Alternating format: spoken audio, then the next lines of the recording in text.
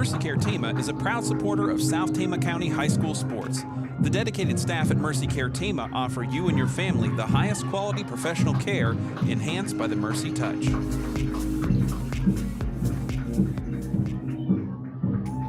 Scharnwebers in Toledo serves central and northeast Iowa with the latest in heating and cooling systems, water softeners, plumbing and electrical installation, as well as expert service and repair. As a family-owned hallmark business from the South Tama community, Scharnwebers is proud to support Trojan spirit on the field, on the stage, on the court, or in the classroom. When the job needs done, call Scharnwebers at 800-542-7980. Located in the heart of corn and cattle country, Iowa Premium procures and processes only corn-fed Black Angus cattle that come hand-selected from family farms in Iowa and neighboring states. As Tama County's largest employer, the team at Iowa Premium are an anchor, not only in the beef industry, but throughout eastern and central Iowa. Iowa Premium, a national beef company.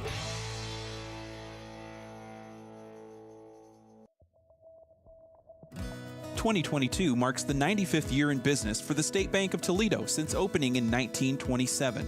The State Bank of Toledo is Trojan Country's hometown bank, supporting its customers with loyal, friendly, and fair customer service.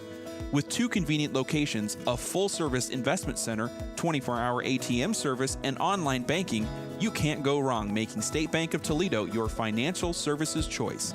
Member FDIC, Equal Housing Lender. Medicap Pharmacy in Toledo offers free medication packaging and free delivery to surrounding areas. With convenient drive-up service and hours on Saturday morning, Medicap Pharmacy is always there for you. Visit with pharmacist Derek Townsend and his team by calling 484-6198 or stop by their location across from Fairway in Toledo. Medicap Pharmacy, locally owned and expertly operated. Licensed agents Mandy Leakin and Jason Leakin in Tama, Toledo are the one to count on for all your residential, commercial, and farm real estate needs. For most of us, buying a home is one of the largest investments of a lifetime. Choosing the right professional can save you time and make home buying a smooth process. Call 641-751-3021 to find out how the team at Appraisal and Real Estate Services can serve you.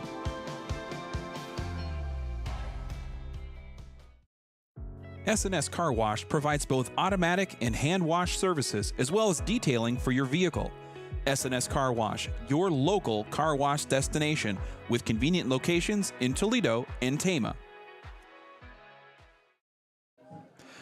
Good evening, South Tama Trojan fans. I'm Darvin Graham. I'm with you here for the duration this evening. It is week 6 of the Iowa High School football season. South Tama live and back at home at STC Trojan Field. The Trojans taking on West Delaware tonight in the second week of Class 3A District 3 district competition. And we're glad you're with us. We're about 30 minutes away, just a little over 30 minutes away from kickoff. And I'm going to be joined here momentarily by my co-host, George Cuter. So we'll have both of us on the call for you live this evening. And I'd like to also thank all of our sponsors who have made this possible this fall season, bringing you football and volleyball games from the South Tama Trojan community. Gary Bach State Farm Insurance, Iowa Premium, Mercy Care Tama, Appraisal and Real Estate Services, Medicap Toledo, Scharnwebers, Sarah Smith for Iowa, State Bank of Toledo, S&S Car Wash, the Tama Pump, Dallas Berm, Exit Halls Realty, Assured Partners of Toledo, and the Farmer's Daughter Photography. Tonight's broadcast is made possible also by the Charlie Townsley Memorial. South Tama coming into this one off of a pair of blowout losses to some very talented teams, both ranked teams. Last week it was Independence. The Trojans up north visiting Independence. The final score there was 56-6.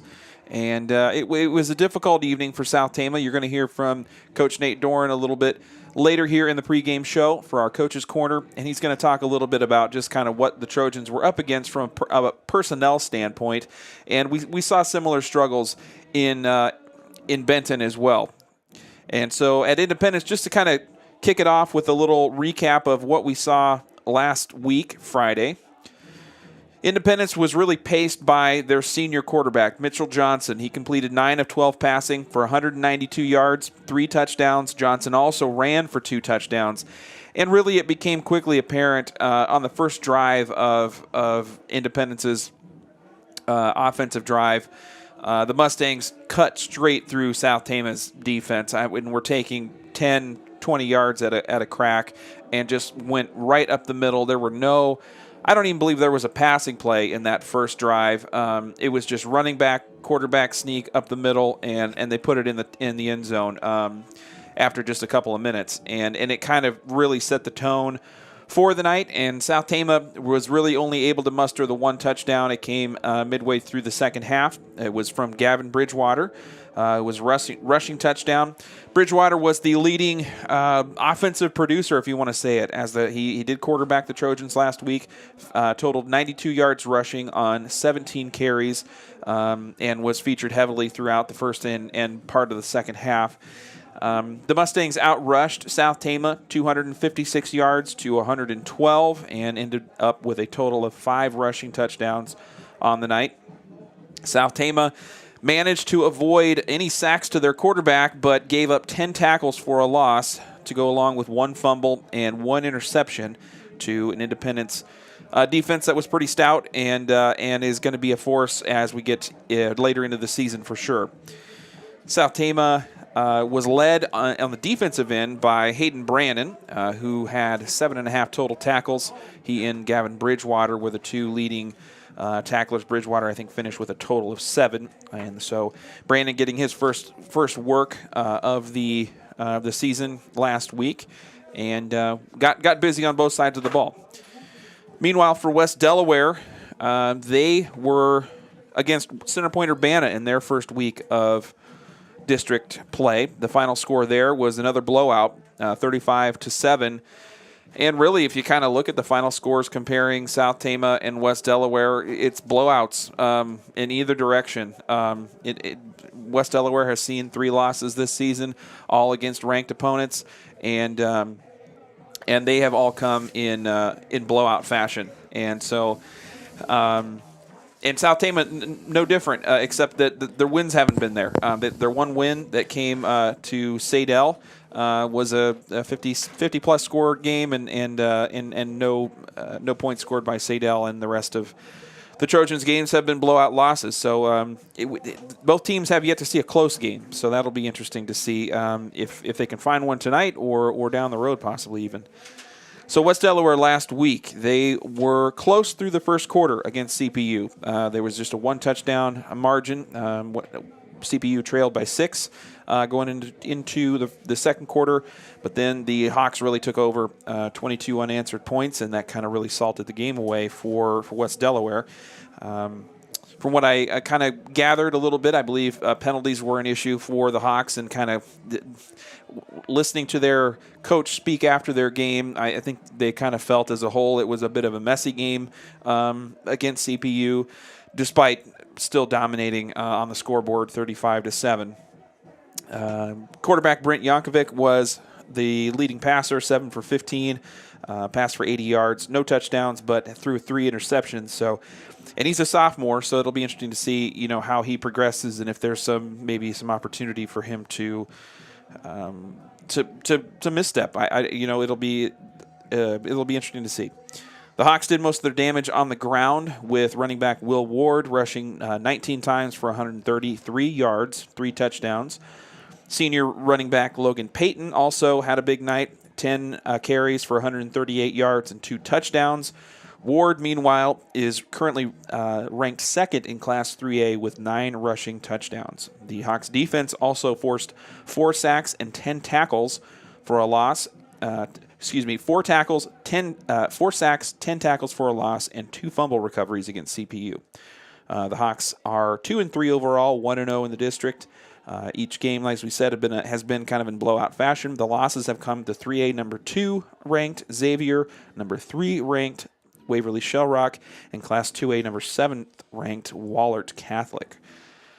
So that's kind of a breakdown of what happened last week with these two teams, South Tama and West Delaware, as they're out on the field here getting warmed up. And we're going to take a quick break, and we'll be back with more pregame show. We're live from Tama, Iowa, and we'll be back after this. You're listening to Trojan Country. Expertise, innovation, and doing the right thing. These aren't traits you'll find everywhere, but you'll find them with Assured Partners in Toledo, your local independent insurance agency. Assured Partners specializes in home, auto, business, farm, and crop insurance. The professionals at Assured Partners in Toledo have been serving the South Tama community since 1948 and continue to deliver innovative products and solutions to meet clients' precise needs. Call 641-351-6976 to learn more. Assured Partners, power in partnership.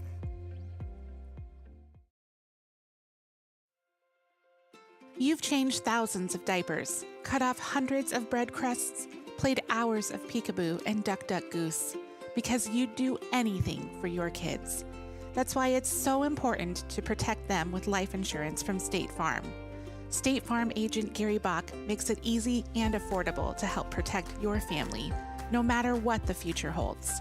Because for the people you'd do anything for, life insurance could mean everything. Call State Farm agent Gary Bach in Toledo today. Like a good neighbor, State Farm is there. If you believe in capturing meaningful moments, you've made it to the right place. The Farmer's Daughter Photography and TFD Films are a proud supporter of Trojan Country and South Tama County activities. Located near Conrad, the Farmer's Daughter Photography and TFD Films offer an array of photo and video services, including family photos, newborns, kids and seniors, weddings, and commercial media. Check them out on the web at tfdphoto.com or on Facebook and Instagram to learn more. Trojan Country fans, come on down to The Pump, Tama Toledo's #1 bar and grill. Located in downtown Tama at 218 West 3rd Street, The Pump serves up cold drinks, a warm atmosphere, and an amazing lunch on the regular. Check out the Tama Pump on Facebook for regular lunch and drink specials, as well as details on their latest events.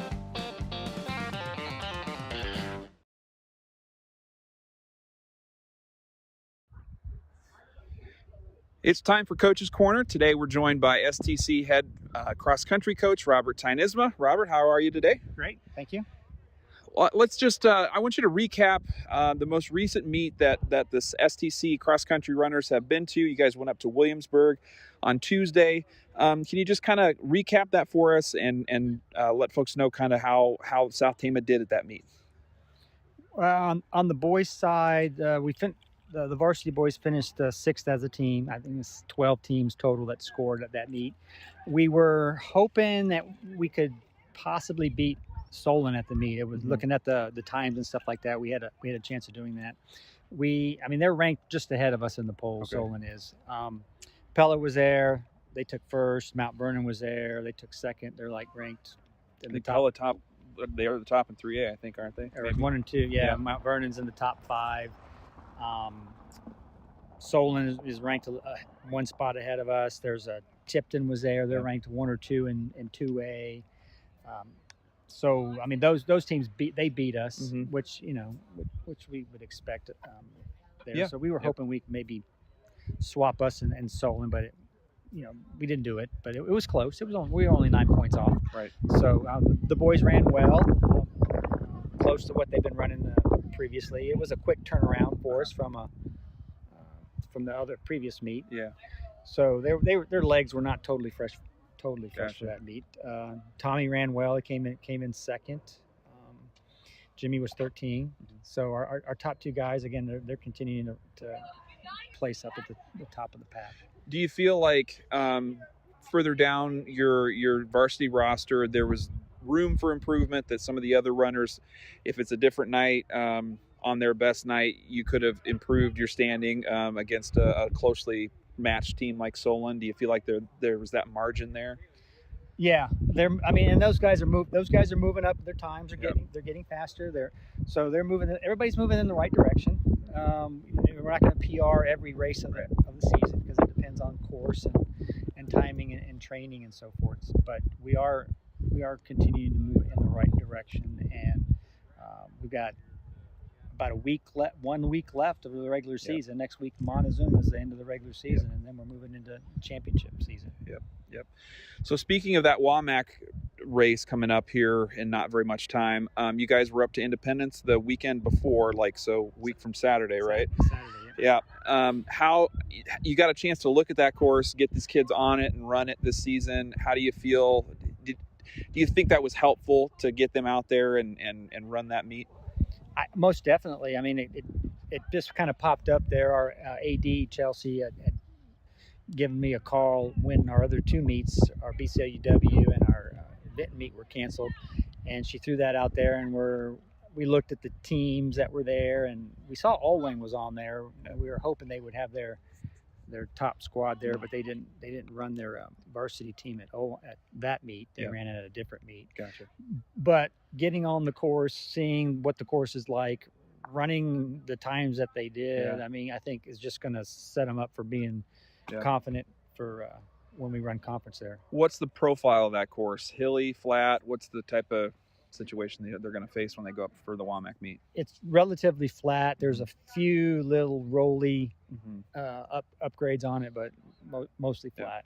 Talk to us a little bit about the girls' side. I know it's been low in numbers this year. How have your girls' varsity runners been doing the last couple of weeks? Well, in the last couple of weeks, we moved some of our runners up to the varsity level, so they're scoring at a varsity team. We moved them up with Kayla. And then Maylee had been running varsity, but she's out injured right now. So we moved up some of those other girls because they've been progressing well enough on their times. Kayla's in the last couple of weeks has run really well. She was really close to a lifetime PR, like a second off of a lifetime PR. So she's getting back to that in that kind of shape. And she was, she PR'd at Independence, and then at Williamsburg she was like 6 seconds off of that time. So Gotcha. she's running well right now. Yeah. And then coming up, you guys are racing this weekend again. Tell us where you're going to be at and give us a little scouting report, as it were, on your next meet coming up. So this Saturday we're at Wartburg. This is a really big meet. This is I think the 6th year maybe that they've run this high school meet. It's attached to a college meet. Right. They've got 2 college races before, and then they'll run the Steve Johnson Invite after that. And it's so big, they've got 2 divisions. They've got a gray and an orange division. And the varsity races, the varsity groups are split, and the runner, the guy that coordinates the meet, supposedly he looks at rankings and stuff like that to kind of break up the gray and the orange, to kind of set those up. The JV, they run all together. Orange and gray run together. And you can run up to 10 varsity in the varsity race if you want to, 10 runners.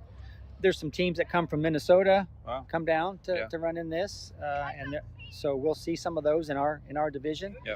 We're hoping to score on the team wise, maybe top 5 if everybody's running like they can. It's a nice course to run on. It's relatively flat. We've run up there districts before, so we're familiar with the course already. If I remember from last year, I believe South Tama had somebody running at the college level at the same, like ahead of the high school meet. Is that right? And I can't remember. It was Chima, I believe. Alyssa Chima? Yeah, is she still running? What's her? Yeah, she's going to be up there running again this awesome. year. So we're going to leave early enough in the morning so we can get up there and we can awesome. watch her run. Great. Well, best of luck, and we'll catch up with you again down the road. That was STC varsity cross country coach Robert Tynisma. Thank you. It's time again for another Captain's Connection. We're joined today by one of the South Tama varsity cross country captains, James Brandt. James, how you doing today? I'm doing good. Excellent. Tell me first, we'll start off, give me your grade, and how long have you been in running sports? We don't want to say necessarily cross country, but track, cross country, the whole thing. Yeah, I'm a junior this year in high school, and I started running in 7th grade. Just went out for cross country in middle school, just kind of to do it more to get in shape for basketball, but then I just kind of kept doing it throughout the years, and here doing it as a junior. Yeah, is there one thing that you remember from maybe those years, or even more recently as you've gotten older, that has really stuck with you as like, this is enjoyable, this is what I want to spend my time training and getting better at? What is it about this sport that keeps you coming back? Yeah, I think I was just naturally gifted at it from the beginning. I mean, I feel like a gift that just God gave me. And so I've just been, I've really focused on it, and I love competing, and I just love getting in races and just racing against other people. And then also like just training and, getting runs in with teammates and just being around the team. It's great, and it really just hooked me onto the sport. Yeah. For a lot of student athletes, family is just a big part of the whole picture. From growing up through middle school into their high school experience. Tell us who your family is, your parents and your siblings, and what role they've played in your running career. Yeah. So my parents are Steve and Amy Brandt, and I have 3 younger siblings. And yeah, they're just. The number one thing that comes to mind is just like super supportive. There's like barely meets I can remember where, they all haven't been there.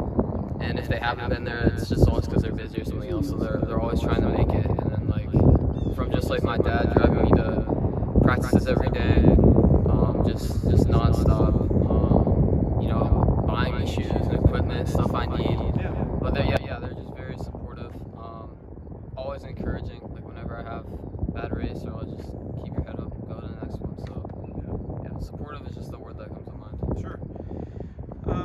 What are some life lessons that you might have learned or gathered from, it doesn't have to be cross country, it could be track too, but is there anything that you've learned as a runner that you kind of take into your personal life at all? Yeah, just determination and just almost just like putting your head down and just focusing on a goal. Like even in the summer it can get busy sometimes, but like definitely in the winter, just it's out there, it's cold, but just being determined, going out there and just doing what you like. And do you have a favorite workout or something that you're doing during the off season that you felt has really helped you improve, or you've noticed that you've noticed yourself getting better after the certain kind of workout or a certain plan, anything like that? Yeah. I know one thing I like to do, like when preparing for track, I do a lot more stuff like actually on the track, like intervals, that sort of stuff. So it's always nice to do those, and just you get to start running them faster as the season goes on.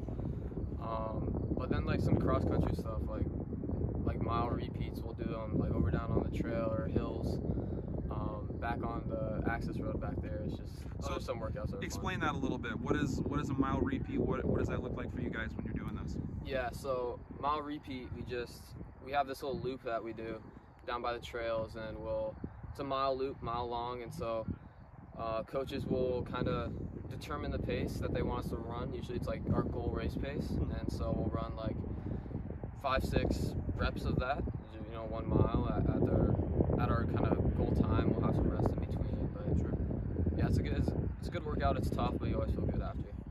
When you're out running on a course, particularly in cross country where you're out in kind of nature a little bit sometimes, what are some of the things that's going through your mind when you're out there running? You're not communicating with teammates or competitors much.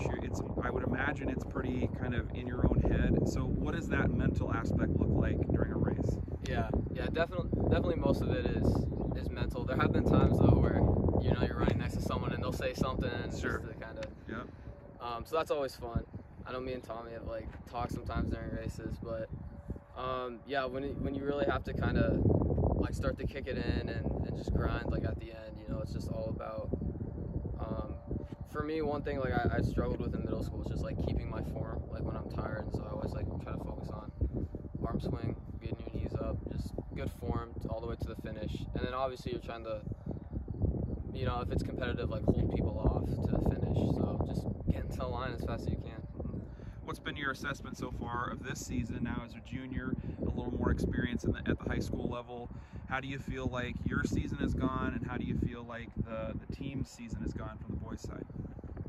Yeah, I feel like I've definitely seen improvement in my season, and I'm excited for the rest of it. I'm excited to just drop some more time and compete with some more people, because I feel like just coming off of, obviously I'd stayed in cross last year, but then I just had a really big track season.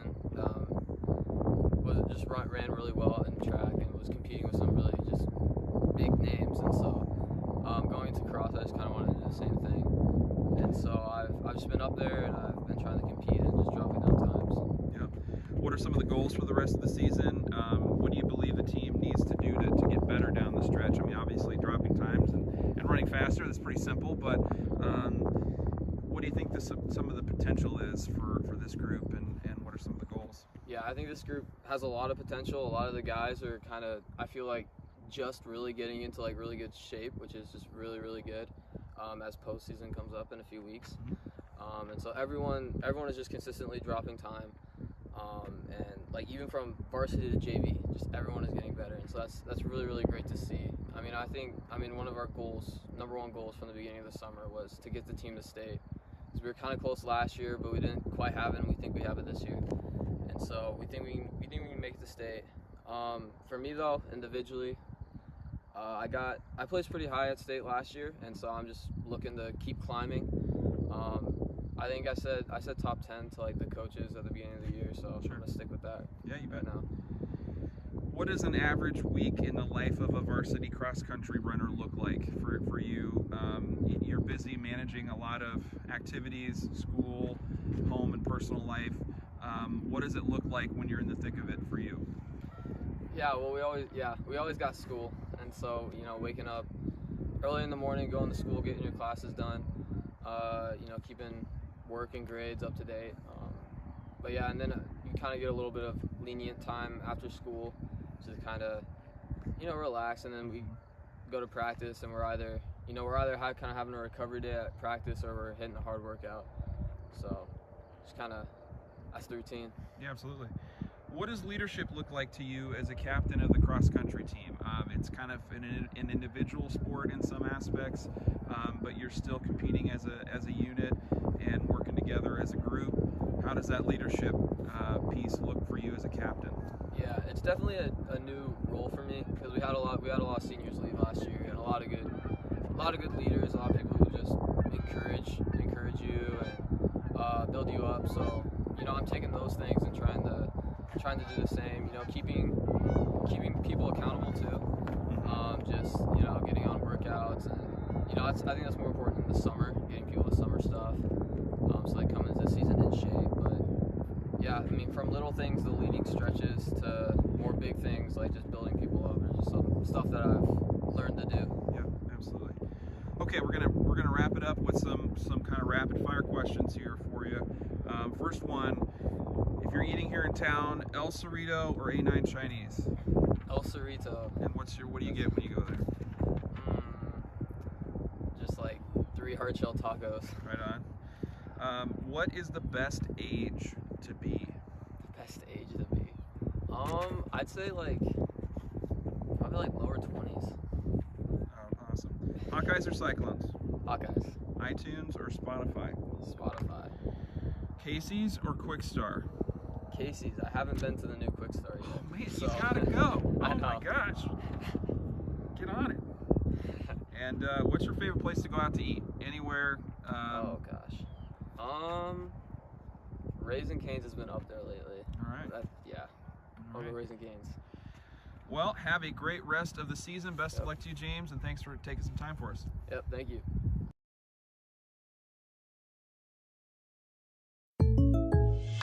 This show's pretty rockin', huh? Yeah, I'm so glad my State Farm agent helped me go. Huh? My State Farm agent. They help me with options to personalize my auto insurance to get a great rate that fits my budget, so I don't have to give up the things I love.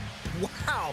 Hey, so do you think I could get your State Farm agent's number? Call State Farm agent Gary Bach in Toledo at 641-484-3163. Individual premiums and budgets will vary by customer. All applicants subject to State Farm underwriting requirements. Welcome to Friday Night Lights, Trojan fans. I'm Darvin Graham, and I'm joined by my co-host, George Cuter. George, how are you this evening? We're just doing great. Can't wait. Waited all week for this game. Let's see if we can play some football. A beautiful evening here in Tama, Iowa. Beautiful. We've had wonderful weather the past week. And South Tama in tonight taking on West Delaware. The Trojans 1-4. Coming into tonight, West Delaware 2-3. So it'll be an interesting night tonight. George, can you just kick us off with some starting lineups for us? Sure, here we go. For West Delaware on defense, at two ends, we've got Grant Northberg and John Beswick. Two big guys, two of their thinner guys. Cash Hauser, Luke Reth, and Sam Flack go in the 1-2-3 across the middle at nose and tackles.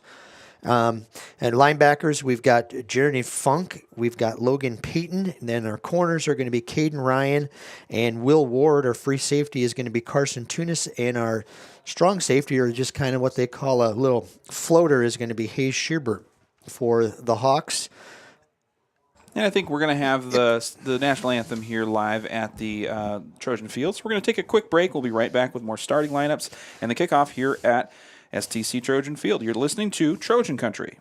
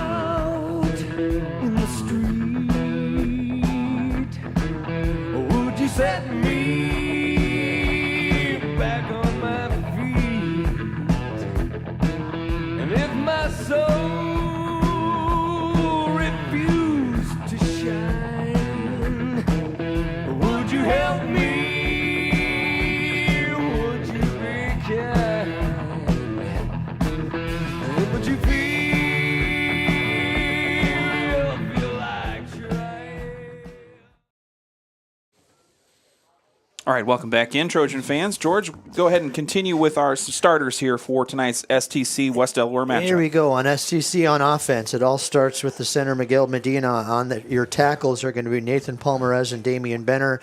Your guards will be Kyan McBride and Diego Victor. Tight end, Jeremy Dolash. Wide receiver, Nick Upaw. Our utility back, running back, is going to be Gavin Bridgewater. Ethan Cruikshank will also be in the backfield, as well as Cyrus Mathis at a fullback. And your starting quarterback tonight is number 34, Tyrus Clegg. So it looks like we're going to get a little speed, a little bit of action in there. I wouldn't doubt it at all if we see a lot of from South Tama. We're going to see a lot of that stacked eye that they kind of brought in last home game against Grinnell, just to get a little bit of run on that. But one of the things we're going to watch is West Delaware football-wise. These guys are big, strong, and they're going to be fast. So they're going to kind of push South Tama, try and push South Tama around the field and establish a run game real quick. Because watching this West Delaware team, one of the things you have to understand about this team is that they've played some pretty good competition, and a win tonight would boost their going into next week with playing Hampton Dunamont Cal, who is 4-1 right now, and they are sitting at second place. So this is going to kind of establish a little bit of rhythm for West Delaware within the district. So you can look for them to get off to a pretty quick start. South Tama, on the other hand, needs to stay in the game. They need to make sure that they're focused on what they're doing, because just this West Delaware team is going to be so big especially across the front, that any mistake is just going to be multiplied. So we look to establish the run game early. If we can, we've got a mobile quarterback. Not that Gavin Bridgewater wasn't a mobile quarterback, but it was just like for a couple of weeks there, it was the Gavin Bridgewater show, and everybody knew who was going to get the ball, and they just focused on him. So now you got Ethan Cruikshank back a little bit. You've got Tyrus Clegg he's a little bit quicker at quarterback, and you got Gavin Bridgewater in the backfield. So we're going to have kind of that triple-headed monster back again to see, because all three of those guys, Crookshank, Bridgewater, and Clegg, are so athletic that they'll get things moving, hopefully in the right direction, so South Tama can kind of turn the season around a little bit. Yeah, it all kind of starts with the run for South Tama, and Gavin Bridgewater been kind of dealing with a sore hand and some issues being able to throw the ball, and that's kind of been an on-again, off-again situation with him under center. I'm sure we'll see him at quarterbacking some tonight as well, but that's kind of, what the Trojans are dealing with from a personnel standpoint. Yep. Captain Rudy Papaki, I believe, is going to be out for at least the first portion of this game, so he will be a non-factor after sitting last week with an injury, and we'll see when if and when he makes his way back into the game. South Tama, as you can see here, is going to be kicking off. The returners deep for the Hawks are number 4, Logan Payton. And Peyton actually does get the ball there down the right side. Peyton brings it out, nearly gets it to the 50, and finally gets brought down. And that's one of the things that we're going to have to do, is we're going to have to stop this, especially on when you're dealing with West Delaware here. One of the biggest things that we're going to have to do is we're going to have to make sure that they can't get their speed around the corners, especially on those kickoffs, because they can just eat up yards and just move the ball down the field and have great field position here starting the game. Quarterback for the Hawks is sophomore Brett Yankovic.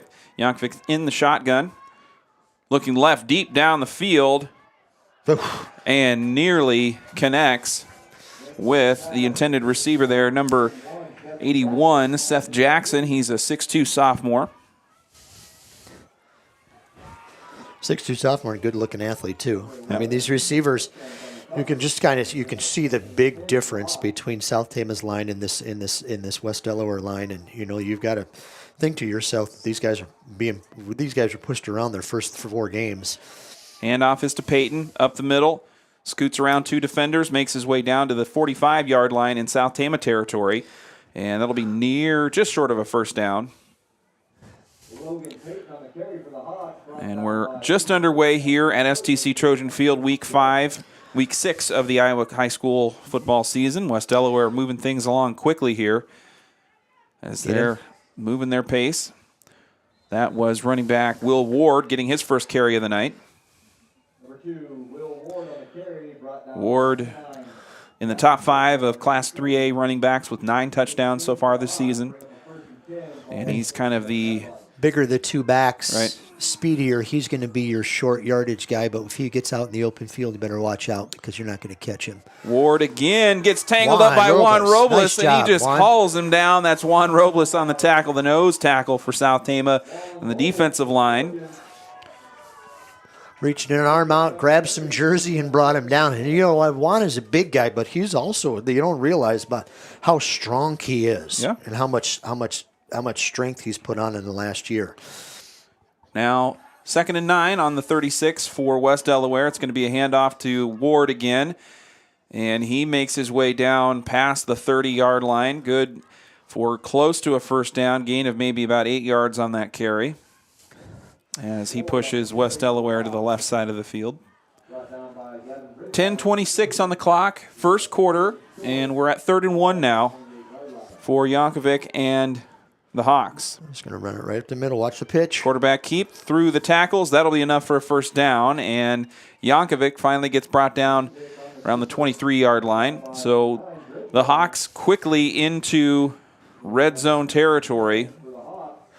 And this is that 3-headed monster that South Tama ran against Sadell, where you could get the ball. Whoever was going to get the ball was going to have to gain big yards. And we don't want to say, don't let him pass. And a pass over the middle, scoots incomplete. Intended receiver there was Seth Jackson again. He was the one that went deep early in this drive. And Yankovic is such a big, strong guy. You never know where that ball is going to go off of his hands. And right now, he's just not in sync with his receivers. But I have this funny feeling that if he gets into sync with his receivers, they can just bolt down the field. 2nd and 10, ball on the 23. Yankovic in the shotgun. Handoff is to Ward, and he has all kinds of room to run.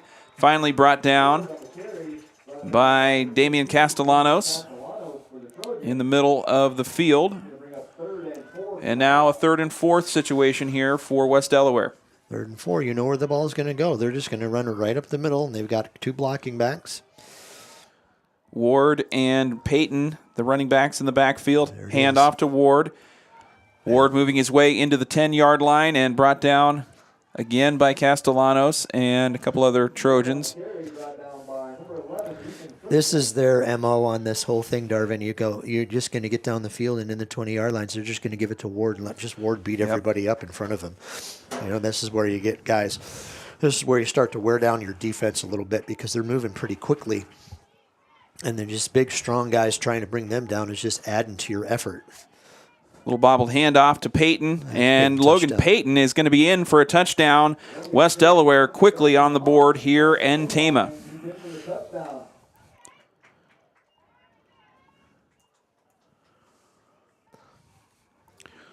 So we see a lot of Will Ward. We see a couple of rushes from senior running back Logan Peyton, and he caps it off with a short yardage touchdown. The place kicker for the Hawks tonight, number 62, Griffin Lott. He's a sophomore. And we have a whistle before the PAT can get underway. Flag on the play. It's all going to be against the... That's going against the Trojans. Yep. And they'll decline that. They don't want to have to move that ball any closer. Because that's when you start to get in trouble with these place kickers. So now Lott lines it up, and it's a short kick. It just goes right into the line. No good, and that will leave the score at 6-0. That's a gift you have to take advantage of because, you know, sometimes if it comes down to a one-point game, you're going to have to, you'll bring that back. And Lott is a sophomore, so and this is, you take a look up and down this lineup, there's a lot of sophomores and juniors on this West Delaware team, so you know that they're just going to get in shape. But I don't know who set up their schedule early season. Oh, it's brutal. It was Xavier, Waverly Shellrock, Dubuque Wallert. Decorah had a down year, but, you know, you get Decorah on the right year, and they're a playoff team. Exactly. And the thing about it is that when you set up the schedule like this, it's like we've talked about before. You set up your first couple of games, and the main priority is you take on toughest teams because those higher-ranked teams give you more points just in case you're close to a playoff spot. And West Delaware, I think West Delaware group is probably a playoff team. Gavin Bridgewater and Ethan Crookshank to receive the kickoff. Bridgewater, stiff arm, brought down at the 20. And that's where South Tama will start off. Yeah.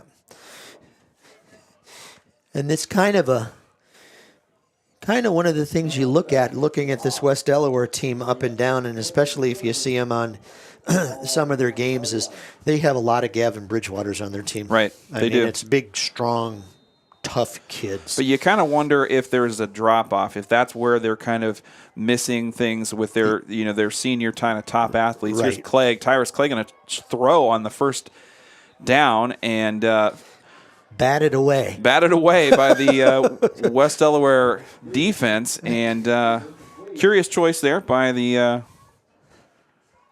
Trojan play callers. But anyway, we're at second down, 2nd and 10 after the incomplete pass. We've got the ball on the 20-yard line, and we're just past the 9-minute mark at the first quarter. South Tama is now on their first drive of this game. And right up the middle, you're trying to throw around a guy, Luke Reth, who's 6'5" and 259 pounds. He's got a wingspan like a giant eagle. Clegg hands off to Bridgewater, and Bridgewater has nowhere to go, just gobbled up at the line. Short loss on the play. That'll bring up 3rd and 11.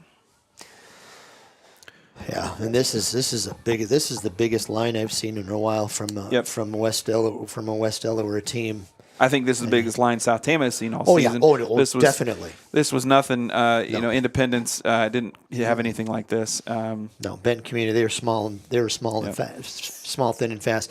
But these three guys, these three senior guys, they just let them loose, and they can pretty much pick wherever they're going to go through at the South Tama direct snap to line. Bridgewater, and again, stuffed at the line of scrimmage.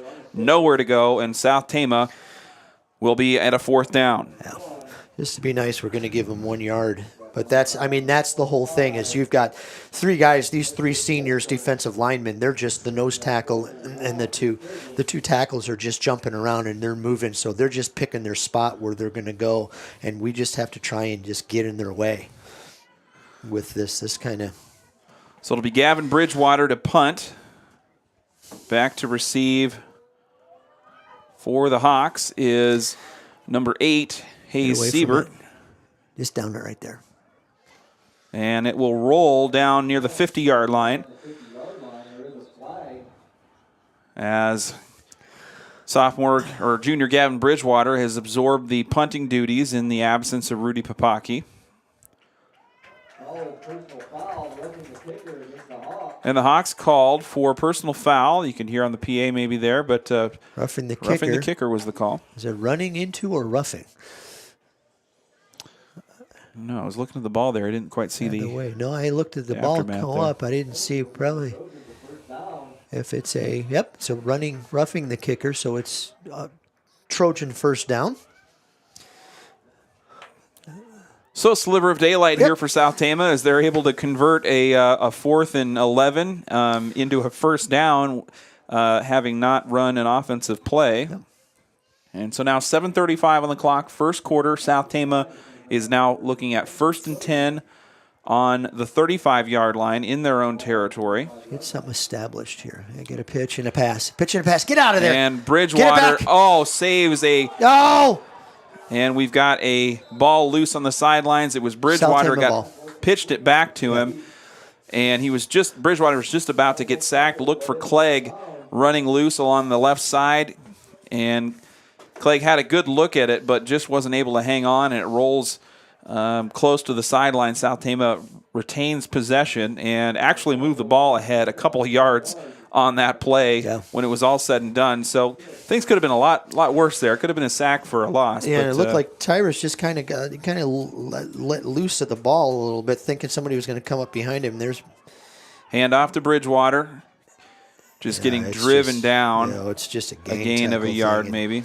And at that point in time, you've got to be very careful because if we continue to do that all game, it's just going to be we're not getting any yards, and you're just getting gang tackled by those three bosses up front.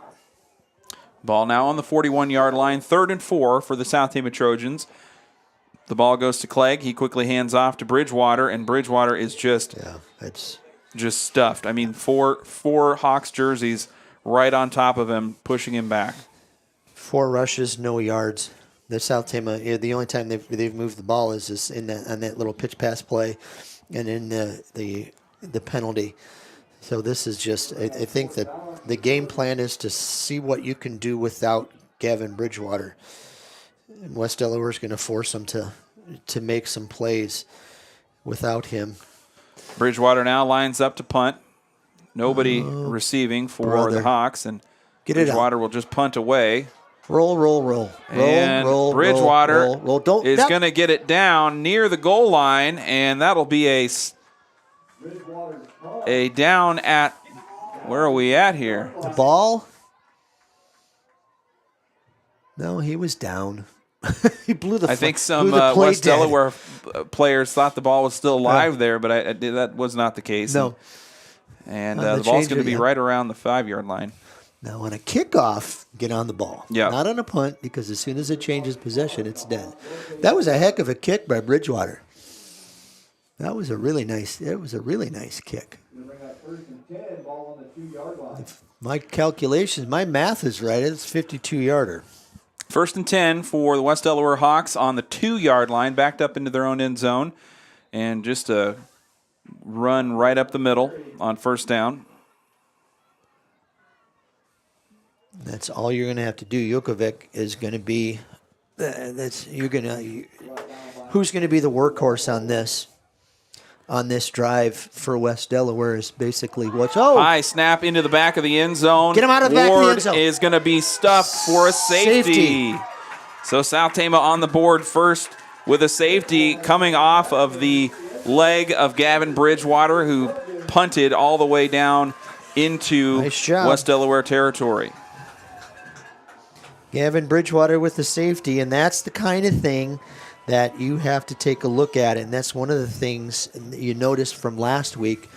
Those mistakes are the things that kept West Delaware in the game, or excuse me, Center Point Urbana in the game until West Delaware got themselves.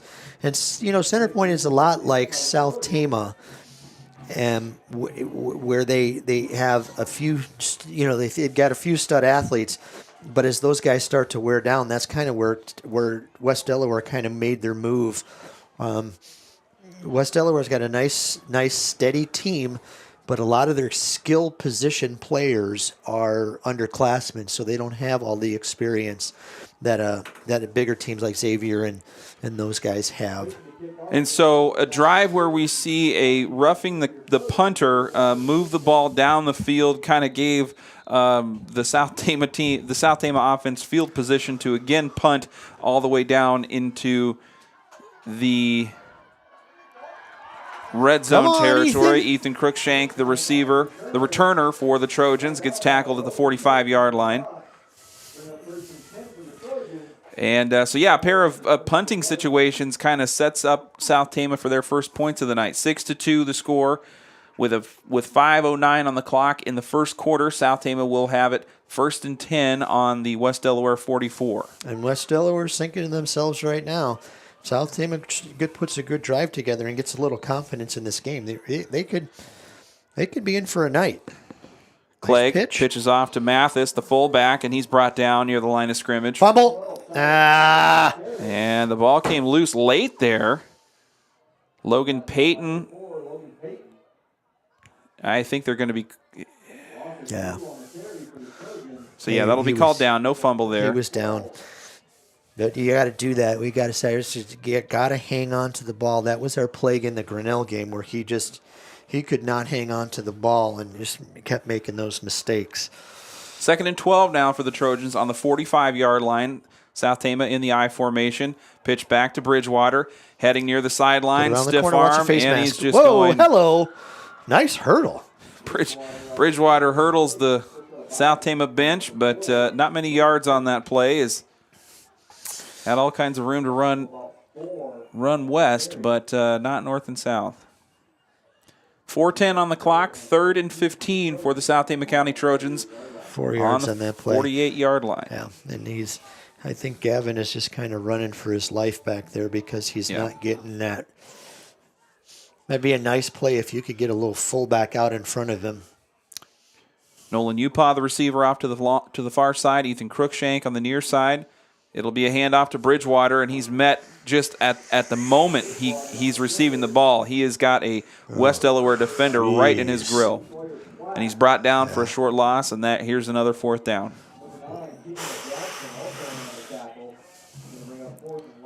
Got to be very careful doing that because if you can't get anybody hurt, especially your workhorse Bridgewater, because you have truly, honestly, nobody else other than Ethan Cruikshank that's going to be there. And Ethan's a tough kid, but I don't think he's tough enough to overcome having to run the ball 30 times a game.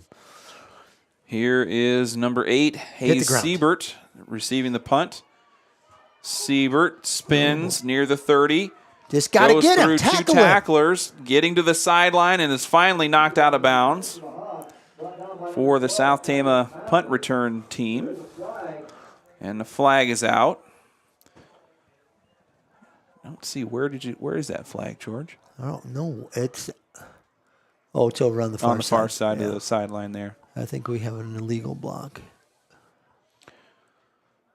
Waiting for the official to signal what the penalty was. You can't walk in front of the umpire. Come on, get out of the way.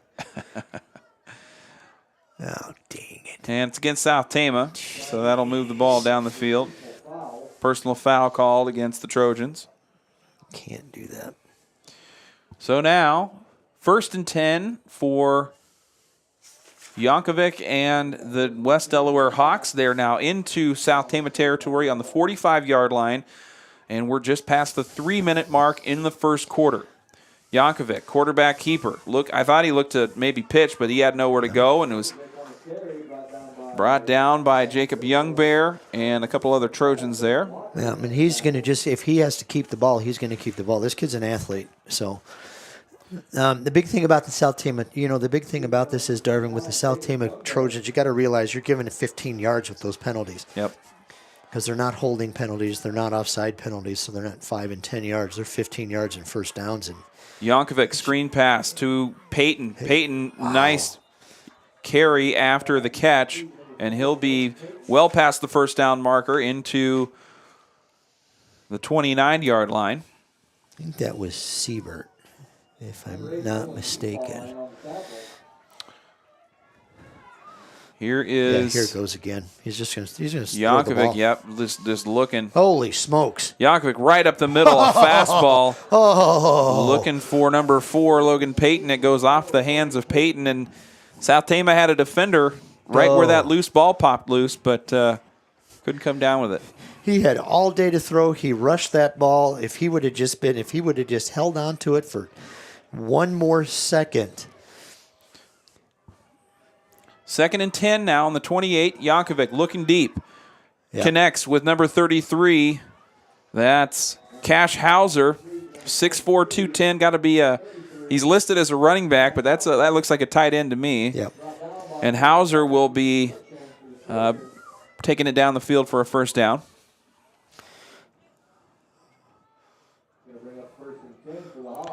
First and 10 on the 16. Minute 51 on the clock, and that's going to be Logan Payton taking it into the end zone once again for touchdown. Touchdown, West Delaware.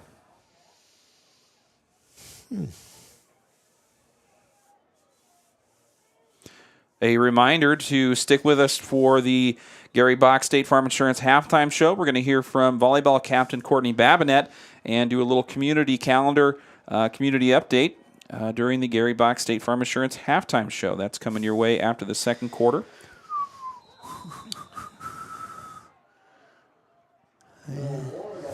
And Ward, the senior running back, taking it in for a 2-point conversion to kind of negate the extra point miss there. And that will make it 14-2. West Delaware. Yeah, that drive what put together by West Delaware on that. That was a very methodical. This is what we're going to do, and you're going to have to try and stop us passing. Good combination of passing, get inside the 20-yard line, then you're going to have to stop us running. So, it's one of those. This is one of those situations where the dam could break real quick. Right. And the South Tama guys they're a bunch of tough kids, and it's kind of up to them at this point how what they want the script to go. If they're right. going to keep pushing and keep kind of giving as much resistance as they can and right. forcing West Delaware into some of the errors that we've seen them forced into, yeah. or if they're going to fold. So and we get into October, they got 3 winnable games coming up, starting next week. Ethan Crookshank goes down to the ground to kind of scoop up a low kick by Logan Payton, the kicker. And so that will set up South Tama near the 20-yard line. 22-yard line will be where the Trojans will start. So on their next, go ahead. Go ahead. Yeah, I was just going to say, you're right, Darvin, that it's up to these guys to see what can happen. If they can make, just like last year, where the way you finish is the way you're going to remember your season. Clegg shoots it to the right side, connects with Crookshank, I believe, and Crookshank was just pile-drived into the 25-yard line. However, that'll be a gain of about 3 yards. We'll take that. So what we're seeing, what you might expect is a kind of a run first. We've seen a lot of running from South Tama, but Tyrus Clegg not afraid to throw the ball. No. They're getting into his hands and letting him kind of air it out a little bit, maybe even more so than we saw from Jeremy Dolash earlier in the season as South Tama's other backup. Clegg, another screener now to Crookshank on the right side, and kind of a similar result is Crookshank just did not have the room to turn up and head north with it. And he's brought down at the 22-yard line. And that's a big part of it, and you make a good point there. But the problem with it is the South Tama is trying to swing them out to get them onto the outside. Yeah. But their West Delaware's outsides are almost as quick as their front three. Right. So you've got to be very careful. I'd like to see them just see if we can't hold them for a couple of seconds and get down the middle. We got a 4-man front here from West Delaware. 30 seconds There's on the a pitch. clock. Get out of the South way. Tama on third down, pitches back to Gavin Bridgewater, and Bridgewater with a full head of steam this time goes careening into the secondary, and it was brought down just short of the first down, bringing up 4th and 1. About 3 yards on that gain, and that's a nice hard nose run.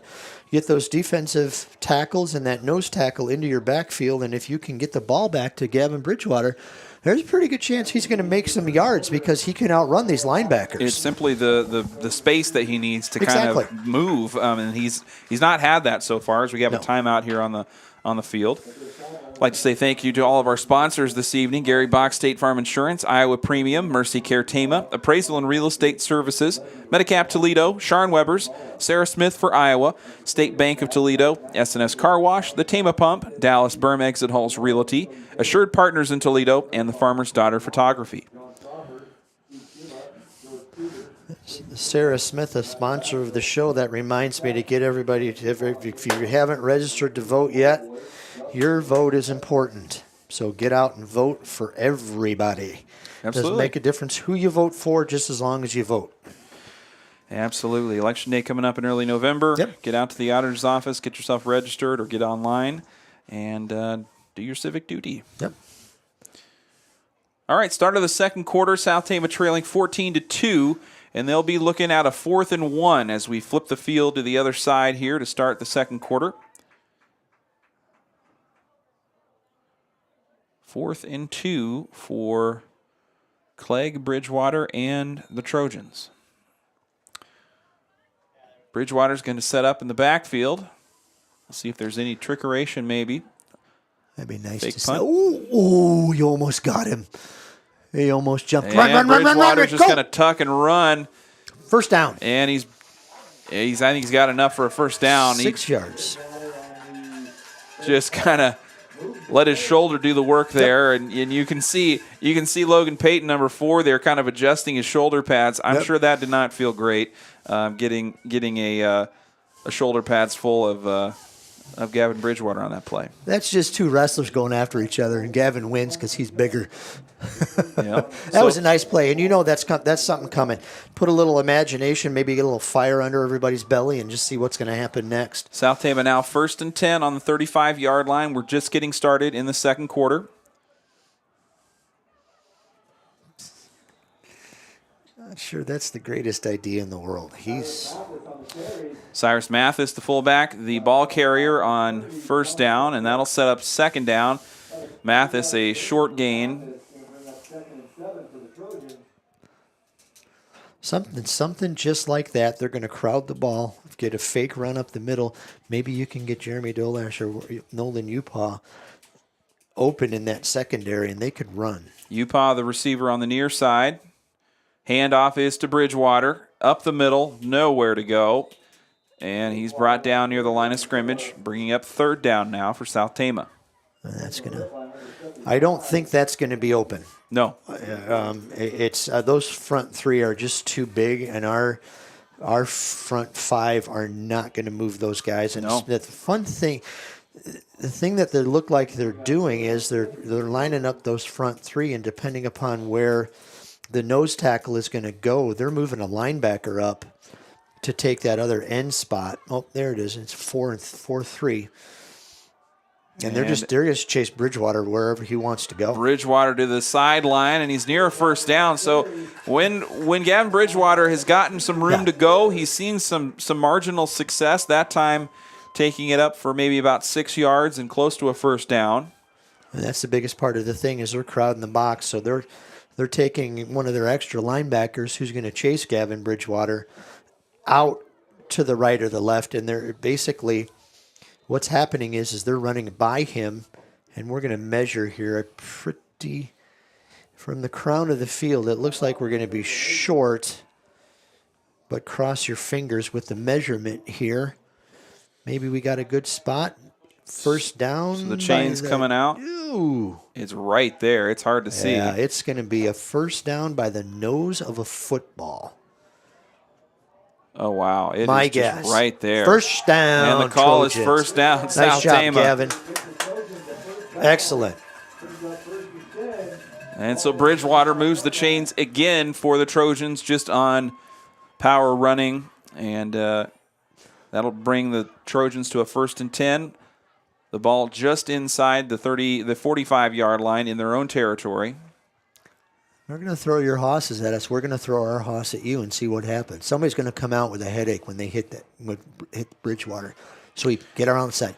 Bridgewater outside. looking Get for outside. the sideline. Oh, jeez. And is just kind of just using himself like a wrecking ball at these sidelines, and that's kind of where the room's been to run. And South Tama taking some field here in this second quarter drive. That's the wrestler mentality. Now what's happening is they got to go fast. Let's go. Get the play in and go fast, and they're going to wear down these front three because now they're starting to sub in with the defensive linemen. They hit him late out of bounds, so we're going to get some more yardage added onto this. We'll see if South Tama can kind of pick up the pace here, or if they want to pick up the pace. As soon as the umpire gets out of the way, go.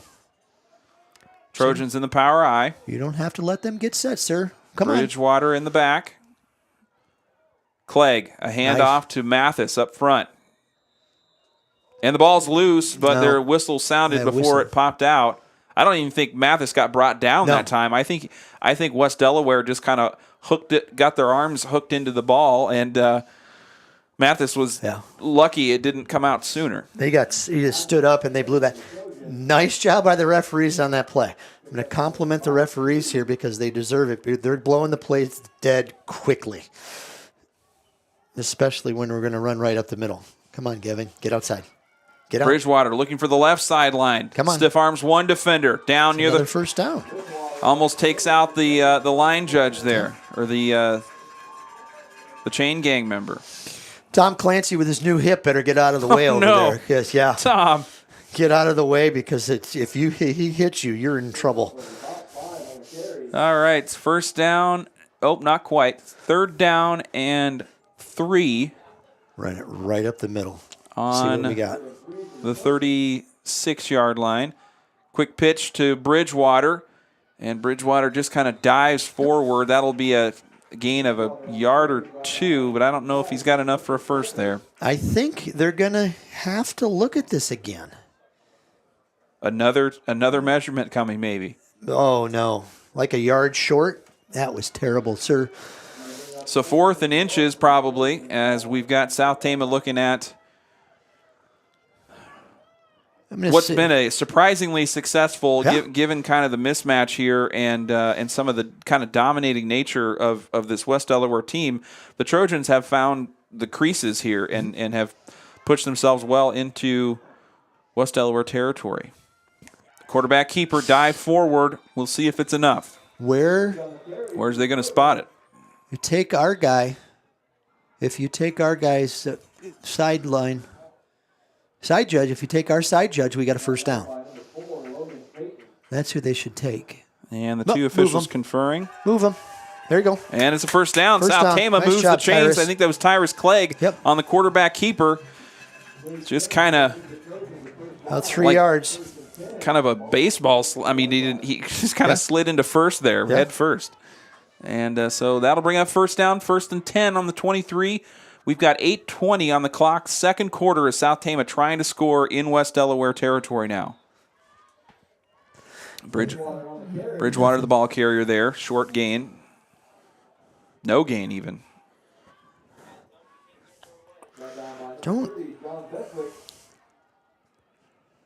You can tell a little experience here because Tyrus Clegg keeps coming over to the sideline to get the play. And he just needs to... Giddy up. Yeah, we just need to go. We can score here if we can get him back on their heels a little bit because they're starting to get a little bit tired. Oh, hello. And good night. Clegg is lit up in the backfield. Don't hit your fullback. They're running the stack eye again. And the stack eye, this power that they've got is, I think they're just a little bit too crowded. So what they need to do is they need to take Cyrus Mathis, the fullback, and move him back about a yard because every time Tyrus comes up from underneath the center and turns around, he bumps into him, and there it costs him about 3 yards.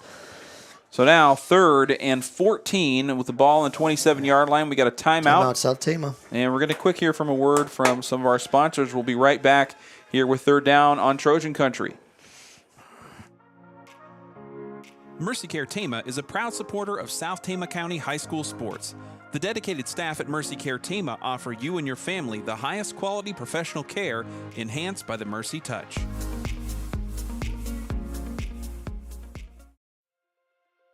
You've changed thousands of diapers, cut off hundreds of bread crusts, played hours of peekaboo and duck duck goose because you'd do anything for your kids. That's why it's so important to protect them with life insurance from State Farm. State Farm agent Gary Bach makes it easy and affordable to help protect your family, no matter what the future holds. Because for the people you'd do anything for, life insurance could mean everything. Call State Farm agent Gary Bach in Toledo today. Like a good neighbor, State Farm is there. All right, we're back live from Trojan Field here in Tama. It's 3rd down for the Trojans. They're looking at 3rd and 14.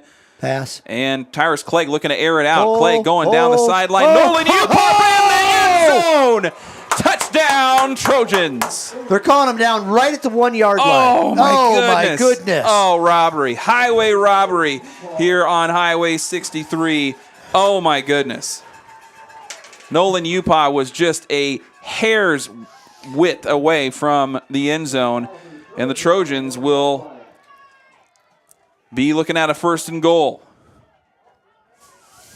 And swamped under. Gavin Bridgewater. Bridgewater, the carrier. About 2 yards. West Delaware moves it back a couple yards there, maybe. Flag is out. And that pass, that pass was a really nice pass, but as it started going down the field, it started spinning funny. Yep, it just kind of... Yeah, Nolan was just waiting for it, and he came up and got the ball. An excellent play there by Upop and Clegg to kind of get connected. Okay. Penalty against the Hawks. West Delaware. Not quite sure what the call was. It looks like it was for some reason he's grabbing his... Did he... Maybe like a little horse collar? It's personal foul, so it's got to be moved half the distance. 1st and goal on the 1. See? And that was Bridgewater again. He's not picking up anything, and that linebacker is coming through, and as Gavin lowers his head, the kid pushes out his arms, and that's the second time he's done that, and just kind of grabs him from behind and yanks him down. So maybe that was the call, is it? So we're halfway through quarter number 2, and South Tama on the doorstep right now, looking to score against West Delaware and touchdown Trojans. And we're waiting for the official mark. That's got to be it. That's touchdown. No? No. Wow. You fell forward with the ball. Oh, come on, sir. I thought he fell forward with the ball in his hands, and they gave him nothing. All right, so we're lining back up for 3rd down, 3rd and goal on the 1. Tyrus, get in. Nope. Clegg going to be stopped. Oh, there it is. Touchdown. Tyrus Clegg scoring at the goal line for the Trojans after a huge passing play. Midway into the 2nd quarter, Clegg to Upop sets it up after a couple of false starts there. Tyrus Clegg, the sophomore, getting his first start at quarterback tonight, puts it in. I don't know how to put that. Is that a half a yard run? It was close to it. That's total. And this has got to get South Tama some confidence. And just let's use this momentum to our advantage. Here we go. PAT by Eddie Garcia is good. South Tama now trailing 14-9.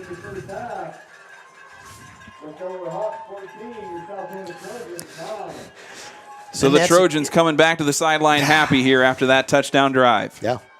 And it was a nice drive. They took advantage of the penalty they got and it's just moved the ball down the field. As the song says, see the team across the field, Darvin. Right, exactly, yeah. I won't sing because you need your viewers. But well, it's South Tama, kind of a script that is kind of playing out similar to I didn't watch much game tape of that CPU game, but we saw that it was close in the first half, or at least through the first quarter, and we're kind of seeing just some of the fraying at the seams a little bit for this West Delaware team. They've really got some talented athletic bodies in different places, but there's points where things fall apart for them that I think is going to make it difficult for them to really run up against high caliber teams, and that's what we've seen in bear out in these scores. I don't know much about Hampton, Dumont, Cal, but if you make these mistakes against Independence can come up and get you. Oh, absolutely. Yep, big team, a lot of athletes. Siebert, Stop him! Returner, and Hayes Siebert just kind of tiptoes his way all the way down past the 40-yard line for a nice-looking return there. The West Delaware Hawks. Number 4 was Adrian Marco Ortega. Also number 15, Damian Castellano, sit on the tackle. And how many times have you seen with this South Tama over the past couple of years where they take the ball and they score and a really nice drive and all of a sudden give everything back on a touchdown return. So you just got to focus and keep your head in the game here, fellas. 2 receivers to the far side. The handoff is going to be to Will Ward, and he just pounds his way up for about 3 yards and is brought down by Crookshank. And Kyan McBride, I think, helped out on that tackle. Yep. And just keep punching those backs in the mouth, and they're eventually going to fall. We got 5:27 on the clock. Second quarter, West Delaware trying to respond after South Tama just scored their first touchdown. Don't let him get out. Ward into open ground. Just moving the ball. We got a loose ball, but I think it's going to be... Ward fell on it. I think it's going to be West Delaware's ball as Ward let go of it, but then fell flat right on top of the ball. So West Delaware falling forward into South Tama territory. 1st and 10 for the Hawks on the 32-yard line. Oh, man. That could have been a game turner right there. Yankovic now under center. Fake handoff, looking deep, up the middle. Oh, thank you. And an incomplete pass is high, looking for Cash Hauser, the big tight end there. And Yankovic... he threw 3 interceptions last week at center point Urbana, and that seems to be the weak point here for this sophomore quarterback. It's just kind of standing in the pocket and delivering there. Categorize him more as a monster. Yeah. He's got huge, the wingspan on that kid. Loose ball now into the backfield, and South Tama's got it. Here we go. Trojans recover on a fumble. Logan Payton was the ball carrier, and he had it knocked loose and then got driven back beyond the ball. Kyan McBride on the fumble recovery, and South Tama is back on offense. Gosh, we've seen just about everything. We've had a safety. We've had a punt to the back of the end zone. We've had a couple turnovers and a beautiful-looking drive, and now South Tama forces a turnover. And we're back on offense again here. 4:50 left in the first half. 1st and 10 for the Trojans on the 34. Third time's a charm. That's the third time they've fumbled on this drive. Go, go, go, go, go, go, South go. Tama in the power I. Handoff is to Bridgewater, and he's brought down near the line of scrimmage. And that's the inexperience of Tyrus Clegg. He needed to snap that ball because West Delaware was bringing 2 guys. They only had 9 guys lined up, and we don't have to wait for them to get set on defense because they didn't substitute anybody. I think Cyrus Mathis was the ball carrier that time.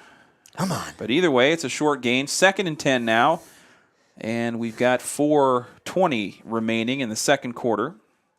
Make sure to stick around for the Gary Bach State Farm Insurance halftime show. We're going to hear from Courtney Babnack, the STC volleyball, one of the captains this year. A loose ball near on the snap. Clegg had to just fall right on it. And the Trojans give up a down on a loose ball. So the turnover gods kind of blowing both directions here as South Tama and West Delaware have kind of not been able to control the ball too well. It was a pretty warm day in the 70s, and now it's probably this field is probably getting a little dewy. Yep. So we need Laker Pesca to get us a dry ball so we can get a towel on. Get a towel on the, yeah. Yep, get a towel on the ball and come on, let's go. And the Trojans kind of, I don't know need what to we're run waiting. out I of think we're time. waiting on 5 timeout. seconds. Yeah. Yep. So timeout called.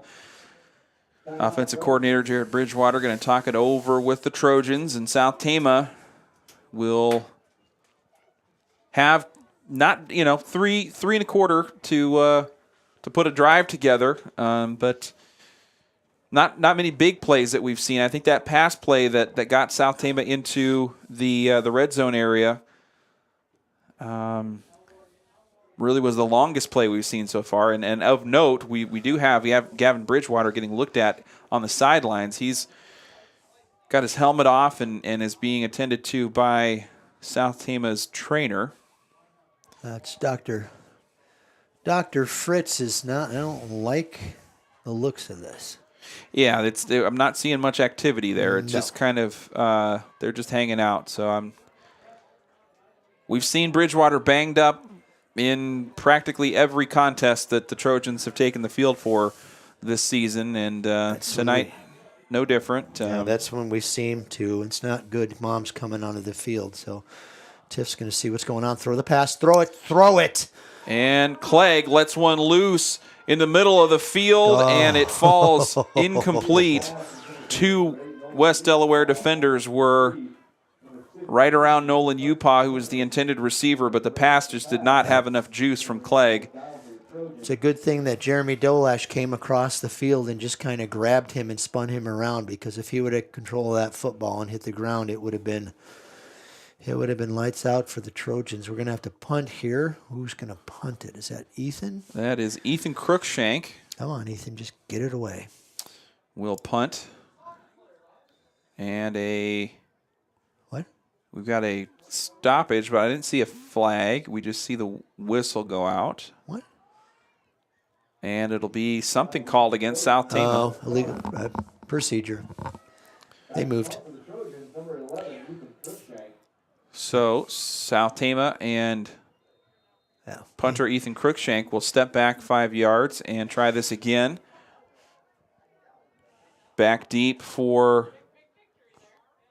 West Delaware is a player that I can't read their number. Oh, boy. Hang on. It's a high punt. Just let inside it get the 50. Roll out of bounds. Rolls out of bounds. Barely in South Tama territory. It'll be on the 49-yard line. And the Hawks now with 3:18 on the clock in the second quarter. West Delaware maintains a narrow 14-9 lead as they will have it 1st and 10 on the 50. Yeah, this is not good. Gavin Bridgewater sitting on the sidelines with his mom and the doctor, and he's got ice on his neck. So hopefully he's not concussion-wise. Maybe just a little stinger. You got to be careful here. And here's a screen pass to Logan Payton, the senior running back. He's brought down at the 45-yard line. Short gain there. So we'll see. I don't know. Hard to tell. We see Rudy Papaki dressed tonight. I don't know if we're going to see him in the second half. That might be an option. Who's to tell? Loose ball in the backfield. Yankovic running for his life there. Brother. Scoots past the midfield of South Tama's defense, and he's knocked out of bounds after a first down run. A nice heads-up play by the sophomore quarterback for West Delaware there. Kind of saving the day as it could have been a fumble. And Yankovic turns it into a first down run. So now the Hawks almost into red zone territory as they'll have a fresh set of downs with 2:42 on the clock left in the second quarter. Tackle him, fellas. He's going to keep the ball. He's got the ball.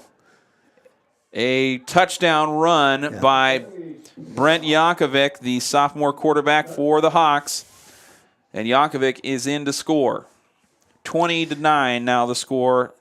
As South Tama looking at the halftime locker room.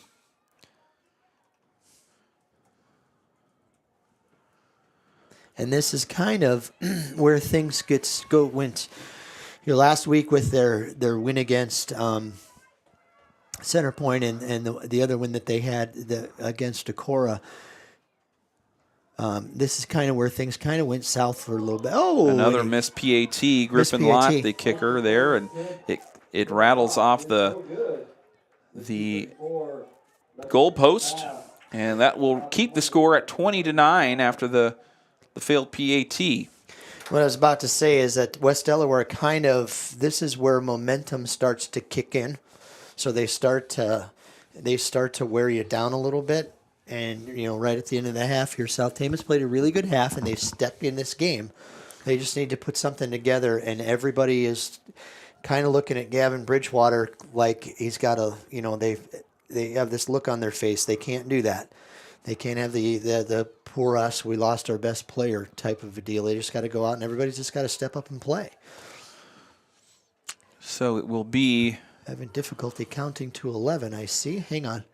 We've got Crookshank and Nolan Upaw, the returners, set up just inside the 20-yard line.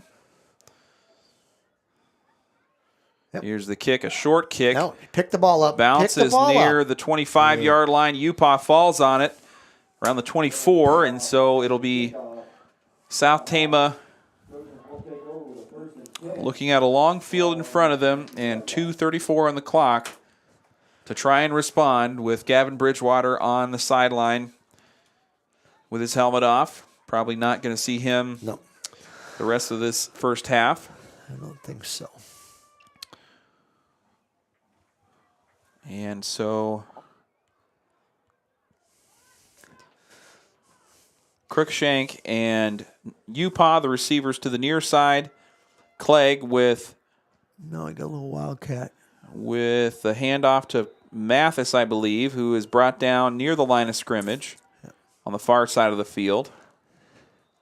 Loss of about 1 on that play. Yeah, Jeremy Dolash is also in the backfield, so...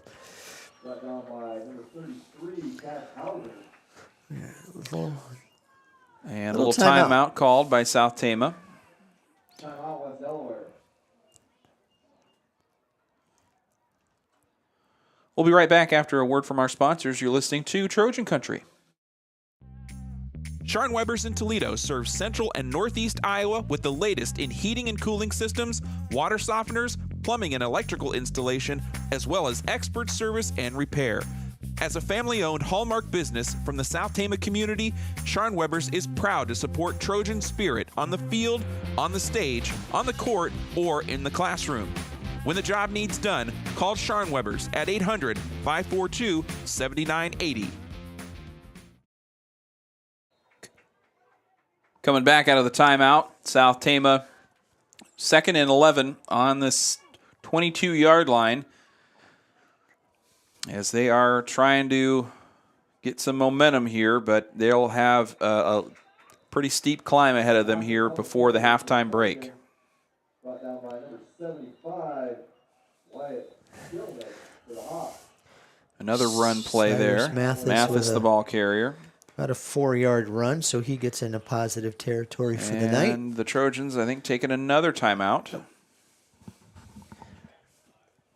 Trying to find something that works here, I think. Probably just making sure that everybody's on the same page. Nothing happens. We're not fumbling the football deep in our own territory. We just saw the biggest thing is they just can't let West Delaware score again. Yeah, I mean that's going to be Then you're down multiple possessions and already enough to kind of stare down in the third quarter. So out of the timeout, 3rd and 8 for South Tama on the 25. And flags fly in the backfield. Looks like it's going to be against South Tama. False start. False start against the Trojans. This is what you do not need to happen on a 3rd and 7. And again, to reiterate, we got a sophomore quarterback in there getting his first start of the year. Clegg has seen some action at the varsity level, but his learning curve could not be steeper, along with several other underclassmen that have been called into action here, and players playing out of position too. So here now, 3rd and 13, and a loose ball going to be recovered by West Delaware. 78. That, if I'm not mistaken, is Luke Reth. So Reth, the 6'5", 259-pound senior lineman, bully balls his way to a fumble recovery. And so now 2:09 on the clock for West Delaware. They will be threatening deep into Trojan territory on the 15.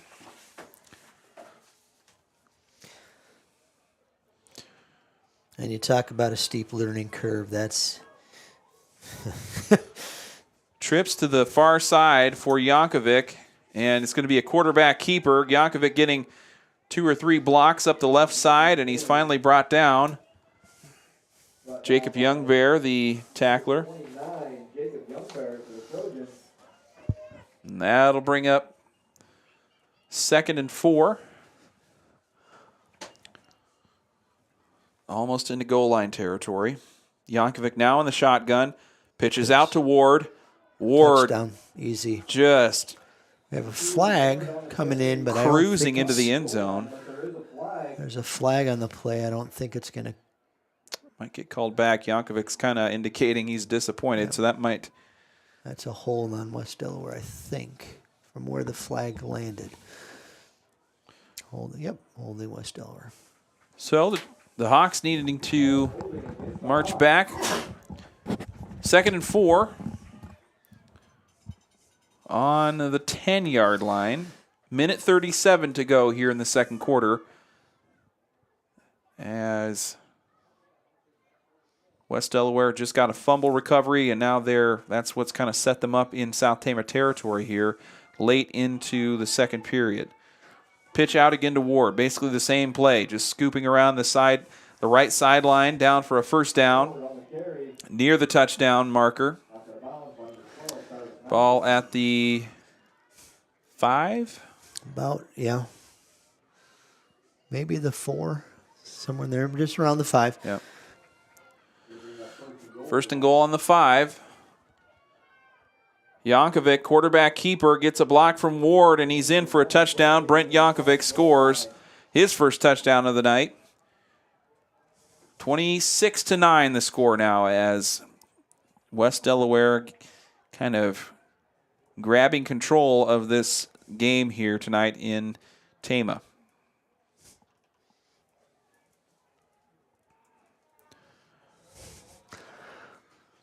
And got a flag out on the 2-point conversion attempt against West Delaware.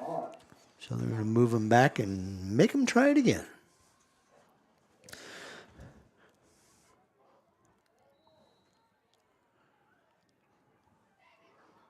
So now this is the 2-point conversion opportunity for West Delaware. With just under a minute and a half to go left in the second quarter. 26-9 the score. And Yankovic under center. They're going to try for 2. Boom! And Yankovic is lit up in the backfield by Damian Castellanos. Whoa. Holy cannoli. That was a hit. And I don't think he saw it. I think he was. No, he did not. He had his eyes down the field looking for a receiver, and he was. Woo! And that was a clean hit too. Yeah. It looked good. Nice heads-up play. Good hustle there by Damian Castellanos, putting a hit on quarterback Brent Yankovic in the backfield, and it's been special teams woes a little bit for West Delaware tonight. PAT miss. 2-point fail. Bad snap on a punt. 3 fumbles on 1 drive. Tough night. Tough first half anyway. We'll see. Tough But then again, coming out, get it cleaned up a little bit at halftime. Get this thing. I'm sure West Delaware is we're thinking that South Tama is not going to put up much of a fight. And with Gavin Bridgewater on the sidelines, they might not give up much of a fight, but they had a couple of nice drives. They're just keeping it on the ground. It's down. And so with 1:24 on the clock. Oh, Nolan. You just got to scoop it up like a second baseman.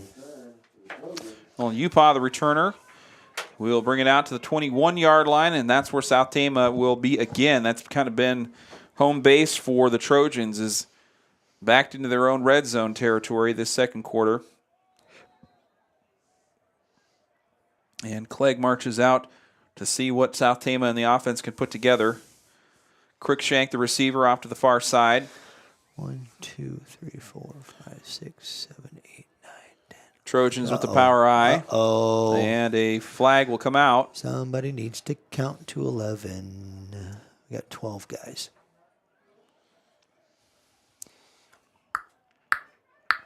They broke the huddle, and they had a player run out on the field to get into a tackle spot, which is already occupied by another player. I don't think that's legal. So the logistical misstep by South Tama will put it back 5 yards. South Tama now looking at 1st and 15 on their own 17. Handoff up the middle.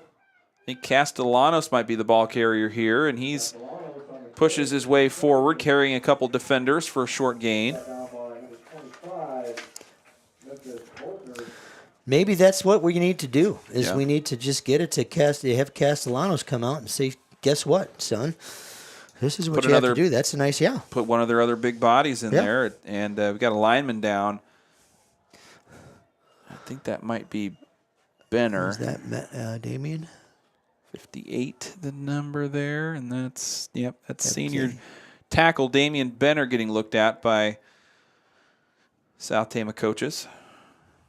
He's been getting pounded on all night by the big guys. Yeah, I mean, for crying out loud, you know the size of these guys. You got Reth is 6'5", 259. You got Fitlack that's 5'11" and 220. Then on the other side, you got a guy that's 6'2", that Northberg 6'2", 237. And then you go to the other end, you got 210, and you got linebackers that are about the size of houses.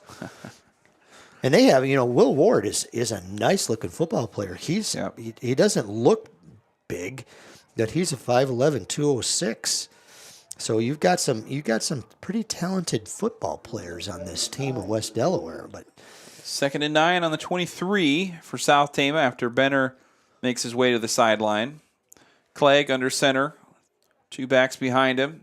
Hand off to Castellanos again, and a short gain is Castellanos showing a nice burst there, just getting into the secondary and carrying some Hawks with him, but that's it's not enough, and it'll be 3rd down and about 4. And really, who knows? You may have to have a change of pace here, and they may not know Castellanos, so you don't see him a lot except in scrub minutes in the second half. Now 3rd and 4 and another penalty. Hello. Flags fly just before the snap against South Tama. Who may I ask is that? Number 61, Kyan McBride playing a fullback. South Tama, no stranger to putting their linemen in to run. Hello. I think I remember a couple Ian Slagle specials years ago. And you know what? That's gonna. But then now we put him back there. You know where the ball's gonna go because he wanted to run. Right. It's gonna they're gonna try and run right up the middle. Watch out for your 6 seconds left on the clock here in the end of the second quarter, and this will be the final play. Mathis, the ball carrier, and he just picks up about 3-4 yards. Kind of revving his engine into the pile of defenders and finally gets knocked down. That'll do it for the first half. 26-9 is the halftime score. We'll be right back after this. You're listening to Trojan Country.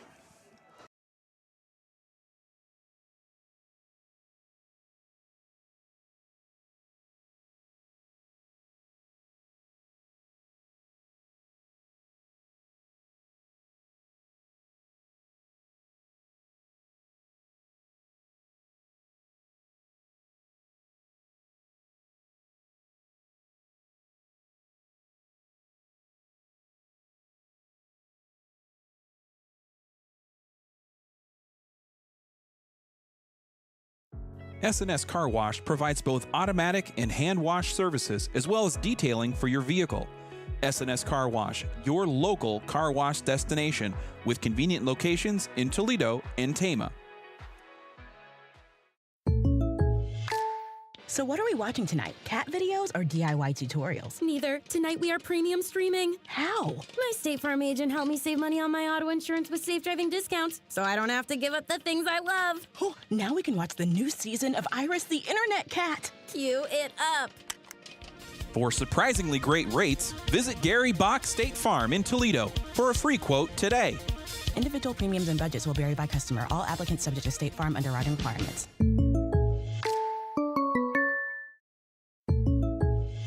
This show's pretty rockin', huh? Yeah, I'm so glad my State Farm agent helped me go. Huh? My State Farm agent. They help me with options to personalize my auto insurance to get a great rate that fits my budget, so I don't have to give up the things I love. Wow. Hey, so do you think I could get your State Farm agent's number? Call State Farm agent Gary Bach in Toledo at 641-484-3163. Individual premiums and budgets will vary by customer. All applicants subject to State Farm underwriting requirements. It's time for the Gary Bach State Farm Insurance halftime show. The score at halftime, West Delaware 26, South Tama 9. We're going to get a recap of what we saw in that first half from George Cuter here towards the end of the halftime show. Tonight you can see the STC marching band getting set for their performance here this evening. Their contest season underway. They were at Pella last weekend, and they're going to be in action again this weekend. Phoenix Rising, the name of the marching band performance this season, and so best of luck to the marching Trojans as they head out to contest later this season. Before we get into our captain interview with Courtney Babnack, we're going to take a minute and do a rundown of some upcoming events and a community calendar. First, for homecoming coming up next week. The start of the homecoming week will be the Trojan Way 5K. That's coming up this Sunday at the STC High School grounds. Registration is $15 per person. You do not need to pre-register. You can come the day of. Proceeds of that event going to the STC Student Council, and that's really kind of kicking things off. South Tama students and staff going to be celebrating all week long with dress-up days and the usual homecoming affair. Also coming up on Sunday, the Cornhole Tournament and Chili Cook-Off at the Tama Ballroom. Check them out on Facebook if you want to get in touch with them and get out to that event. That's at 1 o'clock on Sunday the 2nd. An event coming up at the Weeding Theater later next week, Wednesday, October 5. The Weeding Theater and the Tama County Historical Society putting on a Stories from Buckingham Cemetery presented by Elizabeth Reese at 7 o'clock at the Weeding Theater, October 5th. And then the homecoming parade will be back at on the streets of the Tama Toledo community this year. The homecoming parade will be Thursday, October 6th. It's going to be coming through downtown Toledo, similar to the Christmas parade that has been going on for several years now. Going to be starting at the middle school, lining up at the middle school, and heading down High Street past Wilkerson's Hardware and down to the kind of ending near the post office. So come downtown Toledo on Thursday, October 6th. That's going to be at 6 o'clock. Is going to be the parade, and then the whole group is going to swing over to the high school football field for a pep rally and the homecoming coronation at 7 o'clock. We're going to have a special feature next week looking at the candidates for the homecoming court, kind of getting to know those kids a little bit. And but make sure if you're around town next Thursday, come out and celebrate with the parade. Nothing kind of pulls the community together like a parade, and those are always fun for the Tama Toledo community. So that's going to be at 6 o'clock downtown Toledo, and then pep rally and coronation here at the high school field to follow. Also want to quick shout out the Tama Toledo News Chronicle, today's September 30 edition, jam-packed with all kinds of fun and interesting local news. On the front page, you're going to find a local politics section with articles by Vanessa Rodebush covering the recent Iowa House Candidate Forum held in Tama, as well as a feature piece on State Senator Annette Sweeney. She's running to represent Tama Toledo as the Republican candidate in the Senate next year. That's going to be the front page. A story also about a Montour couple who have become the ownership partners in the Fiddle and Whistle Pub over in Marshalltown. That's reopening after a 2-year hiatus.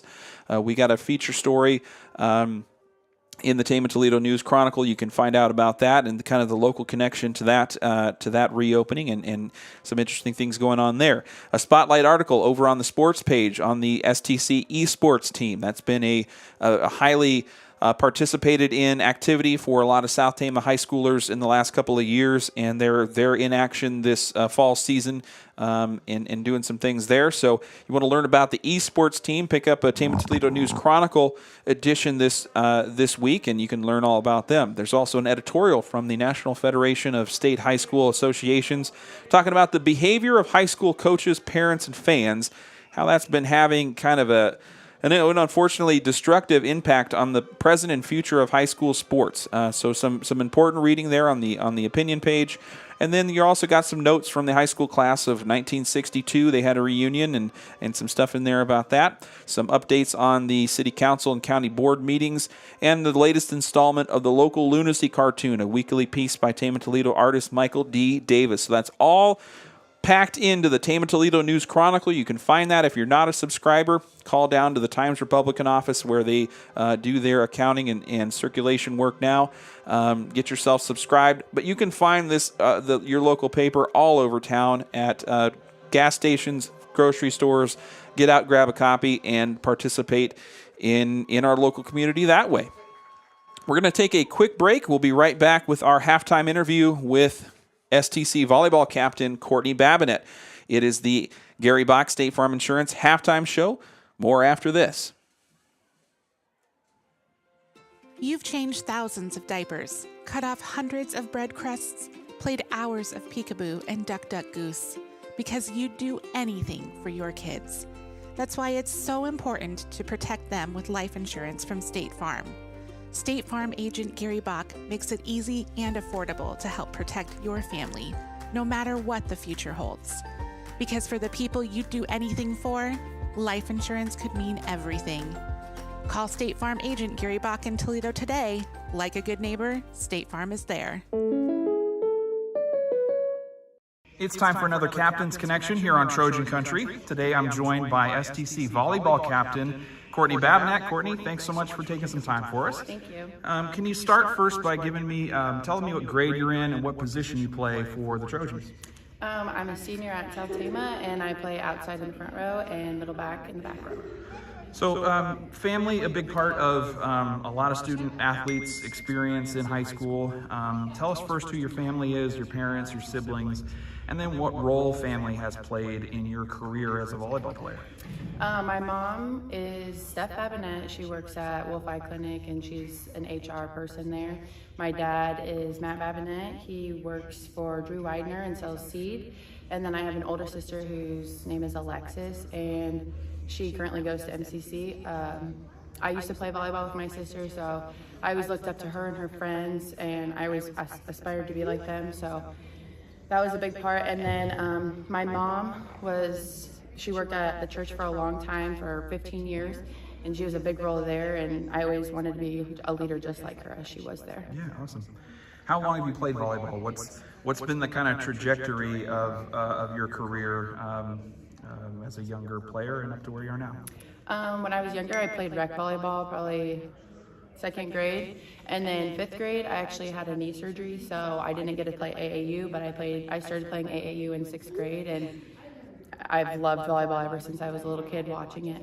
Yeah.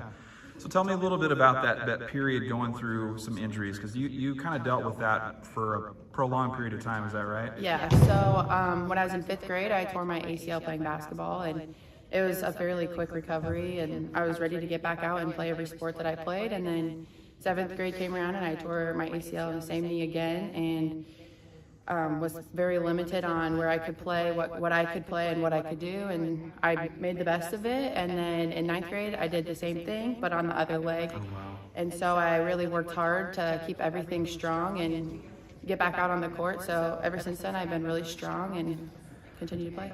Does that affect you mentally at all, kind of with that in the back of your mind, or kind of as you've gotten older, have you been able to kind of put that aside and not worry when you're out on the court moving around, making cuts with your ankles and going all over the court? How's that like for you? So when I was younger, I used to think a lot about it, but I've talked to so many doctors and so many trainers, and I'm very thankful for Jill Kensley. She has told me, like, if I'm going to think about it, it's going to happen. So just to continue playing and not let it bother me. And so I've done that, and ever since then, I feel like it's really worked well for me. Yeah. Let's talk a little bit about your position. So spend the most of your time on the court as an outside hitter, trying to get your offense going. Tell me, and folks that aren't as familiar with the sport of volleyball, kind of what are you responsible on the court for as a hitter? What are kind of the main job duties, if you want to say it that way, look like for you? And what do you have to be a good hitter? So defensively, as a hitter, I have to be able to pick up the tips that are coming over, or if it's going to ricochet off the block, I'm responsible for that, or anything front and to the side of me across the net is mine also. What it takes to be a hitter, I guess, is you just got to be fast all the way around. We're blocking, and then we're going to defense, and we're running straight out for our approach. And as Coach Rowie always tells me, get outside the pole. So I've been working really hard this year at trying to get outside the pole. Yeah. Have you always kind of been at the position that you're at now? Did you kind of always work up into being a hitter through middle school and early high school? And are there other positions that you wish you could have, spent time playing or gotten into? So when I was in 6th grade, my coach put me out as an outside, and ever since then I've played there. But I've played my freshman year. I played a little bit of right side, and I don't think I've played middle. I've maybe hit one out of the middle, but not ever been a middle. I think being a middle is very tough, and I respect those ladies that play the middle. Yeah. What's the most challenging part about the position you play, thinking about your roles and when you step onto a court, what's the hardest part?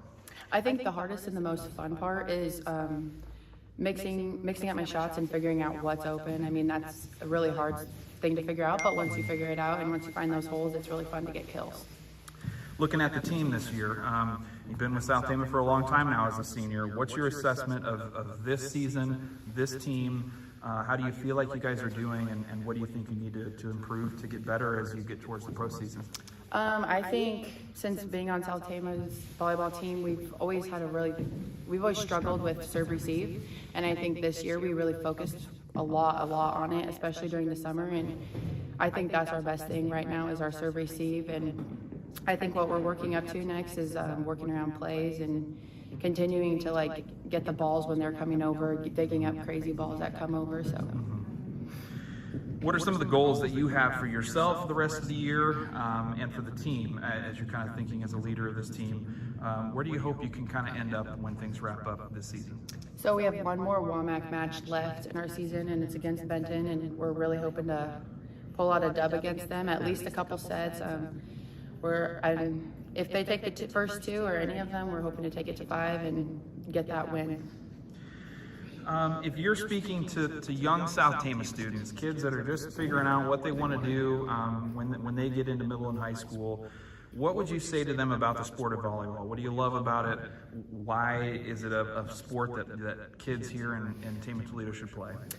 I think you just build so many new friendships, and hearing people cheer for you after you get a really good pass or you get a kill or a good serve, I think just those bonds and all the encouragement you get is something to really look forward to. And what are your plans after high school? Do you anticipate keeping volleyball in your life, whether as a player or coaching down the road? And what are you looking to do after school this year?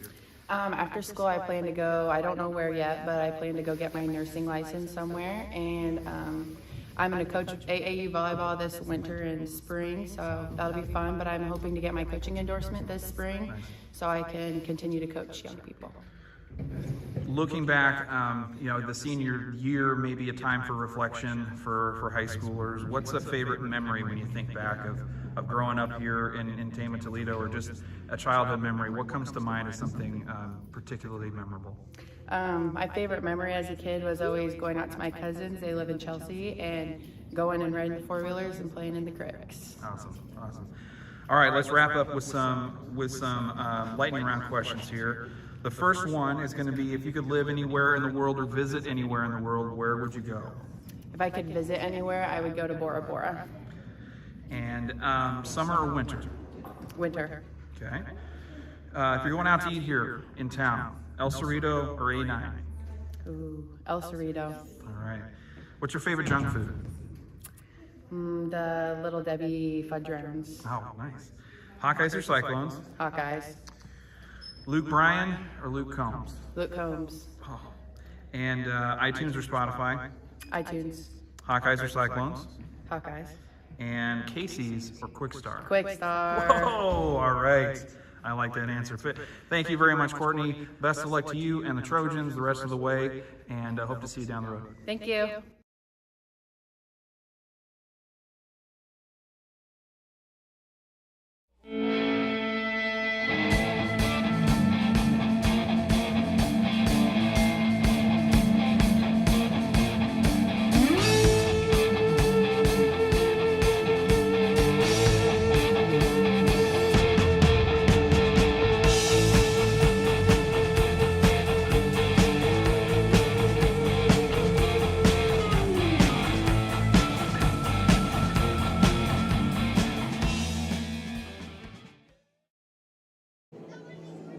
Welcome back to the Gary Box State Farm Insurance Halftime Show. Darvin Graham, George Cuter with you live here at STC Trojan Field. George, recap quickly for us what we saw in that first half. Real quick for us, Logan Payton is having himself a heck of a night, 4 runs with 43 yards. Will Ward, 7 runs for 45 yards. Brett Yukovic, 6 rushes for 63 yards, 2 touchdowns. He's 4 for 7 in passing for 36 yards. On the South Tama side, we've got Gavin Bridgewater, 15 rushes for 31 yards. Cyrus Mathis, 5 rushes for 5 yards. Ethan Cruikshank, 1 for 1 yard. Tyrus Clegg, 3 for 0 yards. And Jeremy Dolash, 2 for 10 on the rushing department. The big play for the half, Tyrus Clegg, he's 3 for 4 with a 23-yard pass to Nolan Upaw. He's also caught a pass for 6 yards. And Nolan Upaw has 1 pass caught for 23 yards. Gavin Bridgewater has a safety. Tyrus Clegg has a 1-yard run for a touchdown with a good PAT. And on the West Delaware side, it looks like we've got Ward with a touchdown pass, touchdown run. Payton with a touchdown run, and Yankovic for 2 touchdown runs, which brings us to a halftime score of 26-9. 26-9. With South Tama coming out. The good news is South Tama put together a couple of nice drives, and they've put some surprises on West Delaware. The bad news for South Tama fans, it looks like Gavin Bridgewater has got his gloves on his belt, and he came out in his pads, but it doesn't look like he's putting a helmet on because there's not a helmet that came out of the locker room. So yeah, we're either looking probably at a pinched nerve, kind of a stinger type of a deal, or we may be dealing with a little concussion protocol. The way it looks, he's not. I think his mom was down and Dad was coming over to make sure everything was okay. It's not a good sign when you walk out of the locker room behind your team with all their helmets on and you're not even carrying yours. So hopefully he's okay. Able to play next week, but we'll see. You know, the goal for the whole team is going to be just don't get anybody hurt and keep playing hard. Short kick here to start the third quarter will be returned by South Tama, but they'll be pushed back near the 25-yard line. Cruikshank, the returner, but he had just a short yardage to go before he was knocked out of bounds. Had to get that ball in his hands before it went out of bounds. So, oh boy. And some 2 guys coming off the field, but we don't have enough people in the huddle. Maybe. So some more logistical difficulties here for the Trojans to start the second half. South Tama will be in the I formation. Tyrus Clegg under center just tosses it up to start, and Clegg stood tall in the pocket there, but did not have enough lift under that pass to get it downfield, and not enough whoomp to get it over those big guys. Yeah, they put their arms up in the air. They're about 10 feet tall. So West Delaware is either going to have a really good heavyweight wrestling division, or they're going to have a front line at basketball that is just going to stop anybody that comes down the lane. And I think Clegg might have gotten a little banged up. Out. I don't We got a Trojan down on the far side of the field. Coach is coming out to the field to take a peek. You can't lose your that's quarterback. That's Tyrus Clegg, the quarterback. He's just laying there. Hopefully he's okay. So we got an injury timeout to start just moments after the beginning of the third quarter. And Clegg gets up, make his way to the sideline. Kind of holding an arm there. So maybe he got squeezed under the pile. Yeah. You have somebody's 265 pounds come down on top of you. You just better protect yourself. And that's the thing that Coach Doran probably talked to the kids at halftime about, is that, you've lost your one of your better players, and you just want to make sure that you're going to play hard and just nobody get hurt. That's the biggest thing. Jeremy Dolash, that's Dolash under center? Yeah, Dolash, the quarterback, a quick handoff. 3 backs in the backfield kind of makes it hard to see who came away with it there, but I think Castellanos might have been the ball carrier. So that'll make it 3rd and 10 after a no gain. Give him one. He had himself a pretty good couple of runs there, picking up yardage. Yeah, pulled some piles down with him and kind of did some good hard-nosed running. 3rd and 10 now for South Tama on the 25. Opening minute of play of the third quarter. Pitch to Mathis, I think, and he is knocked flat near the 25-yard line by multiple Hawks defenders. This is not the way you wanted to come out. You just want to at least have a little bit of a sustained drive. Maybe move the ball 10 or 15 yards, move the chains once or twice, but now all of a sudden we've got a situation where we're going to have to punt deep in our own territory, and they're going to come after it like nobody's business. Get him out of the way. Punting again for South Tama. He sends it down to the 40-yard line. 16, the returner. Don't have him on my sheet. You got a 16, George? Let me check right here. I do not have a 16. Was it 16? I sure thought it was. So West Delaware will have the ball. I don't have a 16 on my roster. At the 40-yard line in South Tama territory. 1st and 10. 10-19 on the clock, third quarter. I'd look for West Delaware to kind of push this up a little bit. They're up by 15. They've got to score and keep the clock moving. Jankovic looking to throw, pumps. Now he lets it go down the left sideline, and that's knocked loose at the ground. Yep. Nice job there. Nolan Upaw on the coverage, breaks it up. John Bestwick, a junior 6'4" receiver, had both mitts on it, but when Upaw and Bestwick went to the ground, it got popped loose, and it'll be an incomplete pass. And that's a good job by Nolan. Nolan needs to kind of step up. He's got to be a senior. He's got to be a leader right now, and he needs to make sure. You need that. We don't have a lot of senior leadership on this team. Low snap, running play up the middle. That's Ward. Will Ward, the ball carrier, and that'll bring up 3rd down and maybe a long 3.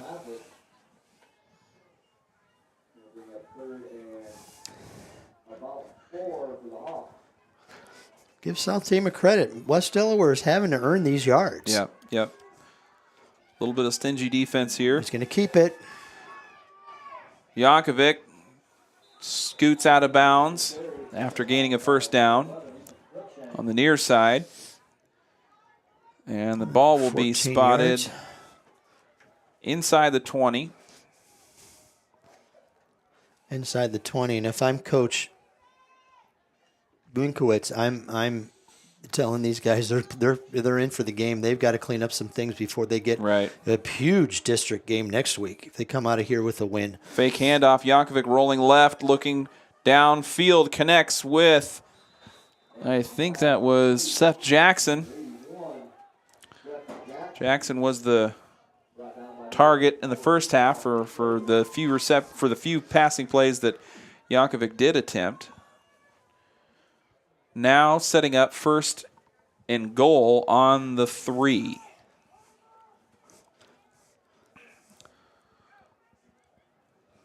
Another low snap. Yeah. Hand off to Ward. He just barely got away with touchdown. it. And that'll be good enough, though, for a touchdown. Will Ward, his first score of the night. And that'll make it 32-9. 4-yard touchdown run there for Will Ward. So we'll see what happens on the PAT here again. That's been a sore spot for the Hawks. Griffin Lott, the kicker. I feel sorry for him. Yeah, because he's got to get the ball up. And again, kind of a line drive. He gets it through this time. So Lott boots the extra point, and that'll make it 33-9. West Delaware moving pretty easy. They got kind of a little friction near the middle of the field, but you know, put enough playmakers down the field, and something's going to happen eventually. And that's the whole thing. You know, you feel sorry for him because you've got a couple of guys that stand up that are 6'5". You got to kick it over their head, and he's a little line drive kicker, and you got to get some momentum behind that football. Yep. But you know, South Tama here just needs to. We just need to get our just a little momentum. Let's build some momentum to CPU for next week. Next week builds momentum for Charles City, and then then Hampton, and we have to take. And I'm know Coach Doran well, and I know that his halftime talk was, let's just take the little things that we can do and do them well. Definite bright. Looking at these 3 weeks, here's a low kick by Get on the Logan ball. Just Payton, get on it. And that was number 32, Anthony Thompson, gobbling up the low kick there from West Delaware. And so that'll give South Tama the ball near the 30-yard line. And we do have, this next week's game is winnable. It's going to be a. It was last year. That was one of the 3 wins South Tama got. Center Point Urbana, Charles City, and Sadell. Yeah, and that's the big thing is you've got where Charles City is right now, where they're sitting in play. They haven't won a game. CPU I think has won 2, so we're gettable. Just got to have everybody back healthy and kind of have the best. Near interception there. Clegg looking to throw and didn't really have anybody home to get it to, and Peyton almost plucked it out of the sky there, but it. Tyrus is thanking his lucky stars that they can't catch.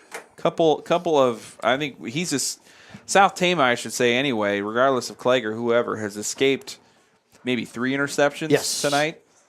For the plain and simple fact that the ball is probably a little bit wet, right? And it's even hard when you're defensive back. You got those gloves on, and those things start to get a little bit wet. Running play, Cyrus Mathis up the middle, almost getting down to the 35-yard line. Short gain there by the fullback. It's about bringing up 3rd down.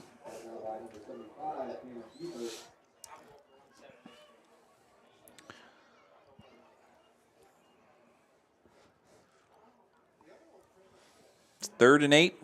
8:10 on the clock, 3rd quarter. We're midway through quarter number 3 here. As West Delaware put in another touchdown a couple minutes ago. Their first score, the only score of the 3rd quarter. Cyrus Mathis again up the middle. For nothing. And they got to put it away. And, one of the things, too, is that you look at this West Delaware defense, and they're so big up front that they're just not, other than the first two defensive opportunities they had, they really haven't stopped South Tama. No. South Tama's doing a little bit more stopping of themselves. So Ethan Crookshank to punt. Pop this. Beyond the 30, 25-yard line. Crookshank's punt, rolling, goes out of bounds beyond the 30 in South Tama territory. So that will set up the Hawks at the 28. midway into the third. West Delaware back on offense here.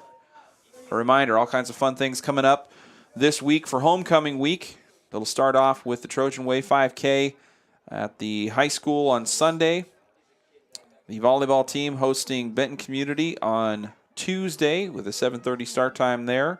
Going to be senior night for the volleyball players.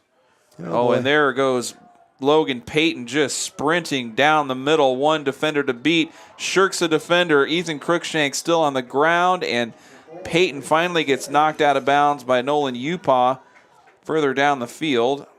Short of the touchdown, but that was a 37-yard run. Big bite out of the cupcake that time. And so now 1st and 10 on a flip field as the Hawks now quickly looking at the red zone of the South Tama Trojans. Going to be a carry by Payton again. Jacob Youngbear again, the tackler for South Tama. Short second down now for the Hawks. Still, this might be the turning point where we see some you start to JV. get worn down a little bit. Where Will Ward, the ball carrier, wrestled to the ground by a couple Trojans. Pickup of about 4. And we've got Nathaniel Palmares, Palmares on the tackle for the Trojans, and now that'll be 1st and goal on the 7. This defensive front for South Tama is not doing a bad job on this offensive line. No, I would agree. Not at all. And a touchdown run by Will Ward. He had the last one, and you got to wonder if it was Payton, the kind of the breakaway, the scorer in the first half. Will Ward kind of, I think, kept out of the end zone. Yeah. Am I right on that? No, he scored. And so maybe trying to pad the stats here a little bit, get him his touches in the second half. And that looked too easy. It did. It sure did. See what Lott's got here. See if he kicks it like that.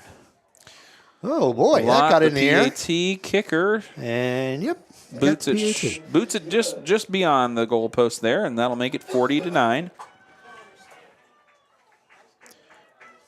Yeah. You bring up the homecoming week coming up this week. At the middle school, the volleyball teams are finishing their season. I do believe the girls are home the 8th grade girls are home on Monday, and the 7th grade girls are away. Our undefeated South Tama middle school football teams, 7th graders are home, 8th graders are away. They still have about 2 games left in their season. So if you have a chance, an opportunity before it's over, get out and see some of those middle school athletics. I think we've got a little, combine the 7th and 8th grade with some of these freshmen that we have. We could have some pretty decent football here coming in the next couple of years. And the volleyball team is really impressive. I think they they played last night, and both 7th and 8th grade lost 1 game. Kickoff return picked up by Cruikshank, and you can see the frustration there. He's gobbled up. And he was a little bit banged up too. Yeah. And missed a couple of games, and you got to compliment, because if you take a look at Ethan Cruikshank, if he weighs 150 pounds, he's lucky. Yep. I mean, he's a strong kid. Reminds me a lot of his, yeah. Yep. 1st and 10 now on the 28 for South Tama. They're trying to just get some positive vibes going here in the second half, as it's been all West Delaware. Clegg, little short pass out to Cruikshank. Picks up a short yard. gain. And the biggest part about the whole thing is with Tyrus Clegg at quarterback, you're looking into the future. Yeah. I mean, if you can get Bridgewater, in a running back position, or you get some of these guys. This is a heavy junior, sophomore group of kids. Yeah. And you've got some impressive size on that freshman team too. Here's a handoff to Mathis, and he gets tripped up near the 30. Kind of slippery out there. Now third down for South Tama. 5:23 on the clock as continuous clock now in play, I think. Nope, it's Not 31. Quite. 30, okay. Yep. No continuous clock yet. We need 35, but it's getting close. Cinderella is running towards the carriage. Here's Clegg on third Get down. out of there. Third Get out. long, Get out. Get out. Come on. Sprinting for his life. Tyrus Clegg gets to the Take a hit. sideline. Shoulders his way down near the 35, but that's going to be short of the mark. Fourth down coming now for the Trojans. And that's toughness for you. There you go. Yeah, you like to see him get after it and put his shoulder down, although the offensive coordinator may be wincing a little bit on the sidelines as he's lost another quarterback earlier in the game. He doesn't need to. You don't need to lose all your weapons. No.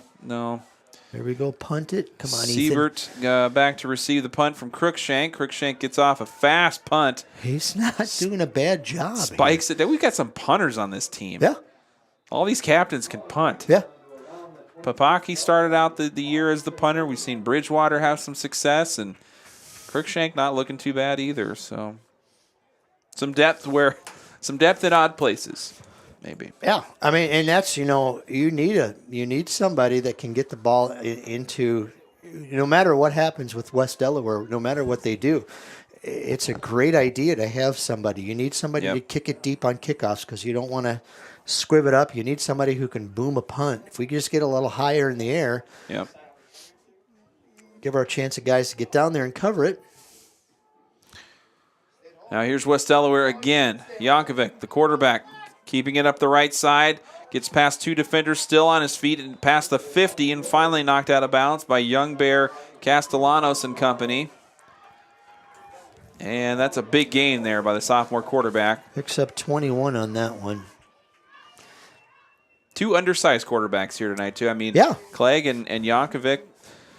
Both sophomores. So both sophomores, both smaller bodies, and some surprising things on either way. It's been an interesting night of football, I would say. Despite the lopsided scores, we've seen some interesting things from South Tama. There's a big run there by Will Ward, just willing his way to a first down. I think we have a hold. Pun intended. Flag came flying in from the umpire. Normally in the area of holding. I could be incorrect, but you never know. Still waiting for the word from the official. I think it's going. Oh, face mask. Face what? mask against the Trojans. Huh. I didn't see that one. I didn't either. I thought that would be more of a hold. It looked like the center was just kind of grabbing on and shoving Juan Rolbus a little bit down the field. That's a surprising call. Well, once again. So now, after the penalty, South Tama, or West Delaware for that matter, 1st and 10 on the 28-yard line quickly into South Tama territory. Yankovic, handoff to Ward, up the middle. Oh, brother. 4-lane highway to go down, and Ward just marches into the end zone. And so, again, West Delaware just kind of literally, figuratively running away with this thing. Yeah, I think Ward's done for the night. That's 13 rushes for 123 yards and a 23-yard touchdown run. You're not going to. Yeah, it's about all you can do in a game like this. And that's just, you just hope to contain these guys now. They can see the. Holy smokes! It's a chip shot. He made it. Chip shot from Griffin Lott, the literally kicker. And figuratively, a chip shot. It was a chip. It looked like me with my wedge. Kind of an underhanded layup there, and dumps it in for a PAT. That'll make it 47-9. South Tama scored early in that first half. Got one touchdown drive and a safety, and it's been all West Delaware ever since. Trojans back in action next Friday back here at Trojan Field. South Tama hosting Center Point Urbana on homecoming night, homecoming week. Also, if you're a Trojan alum, you got an interesting story, an anecdote, something you want to share, we're all about that here at Trojan Country. Drop us a line on Facebook if there's anything, any memory, anecdote, something that stands out from your time as a South Tama Trojan that you want to share with the community, or just shout out to anybody. Shout out to the class of 01, Allison's class, my lovely wife. And, fun stuff like that. Give us a holler, and would love to just have some fun on homecoming night. Next Friday, kickoff at 7:30 as per usual, and we'll have a good time. 1st and 10 now for the Trojans after the quick touchdown series and scamper by Will Ward.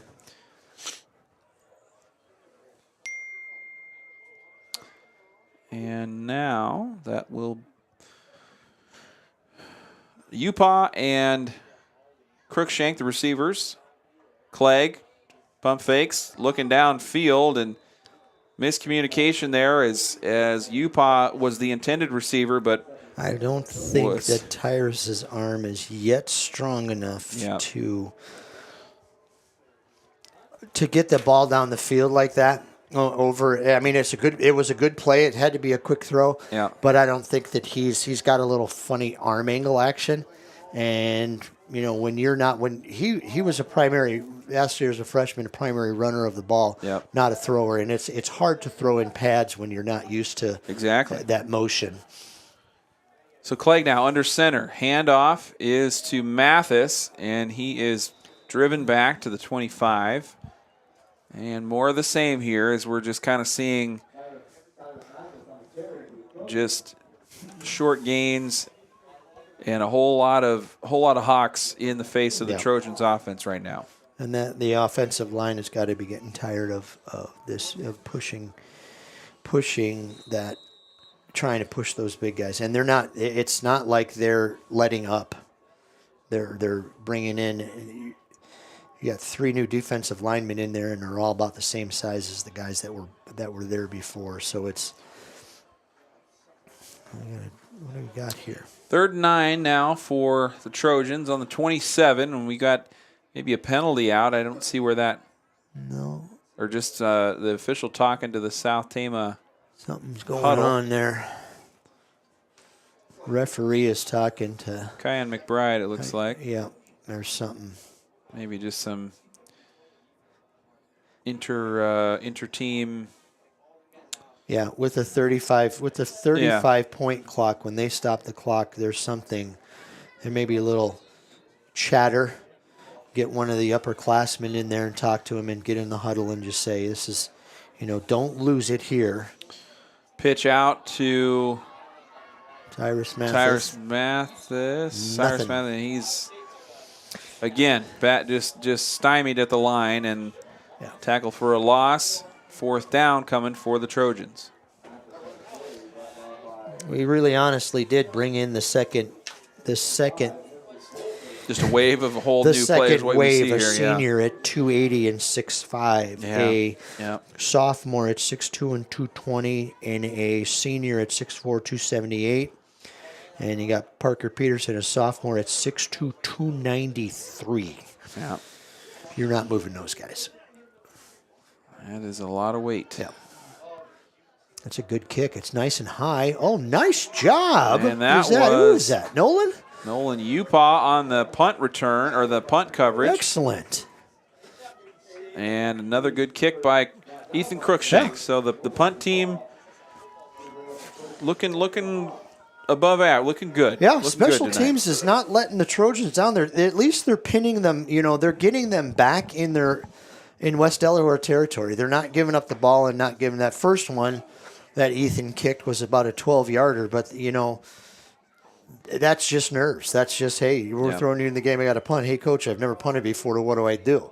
Last seconds ticking off the clock at the end of the 3rd quarter. The bell will sound, and now we'll move to quarter number 4 here in Tama as West Delaware all over this one, 47-9 the score. And you go back and look at the tape, and this final score, these are touchdowns piled on in the second half after Gavin Bridgewater exited the game with some kind of injury. He's not back tonight. It was a different story in that first quarter, and you could feel a little bit of the tension among the West Delaware team as they were just not quite sure what they were looking at, and then the tides changed, and here we are now. But really, what happened in that right after the safety, West Delaware kind of just they just the next drive they came. South Tama came out and just pounded the ball at them. Like I don't know how to say this. I don't want to sound negative towards South Tama. Yeah. But I think West Delaware came in here thinking that they were just going to walk all over this. This is a stats game. This is a stats. Yeah.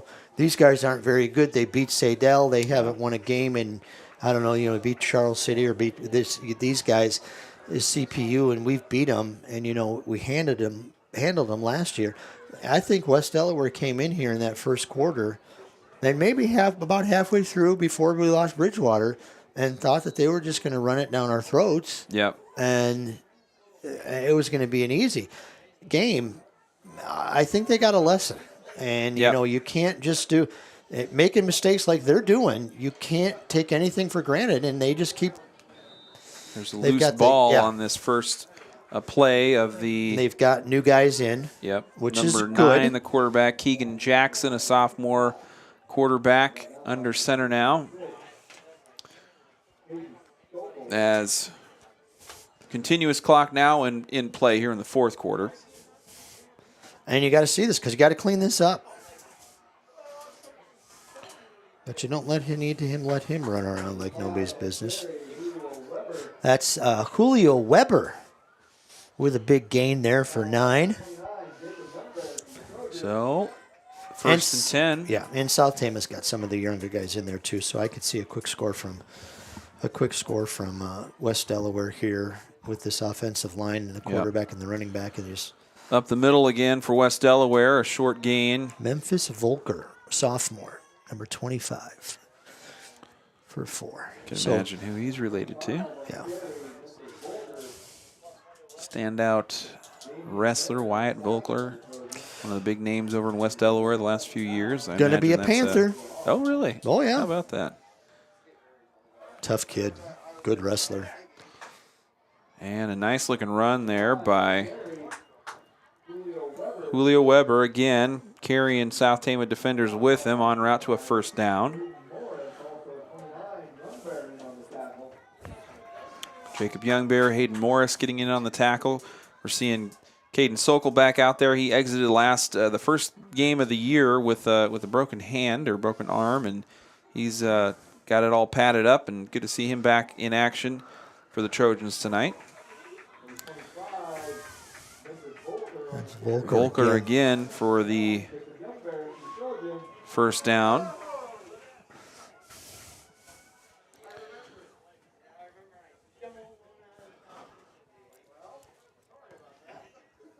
And now, first and 10 on the 19.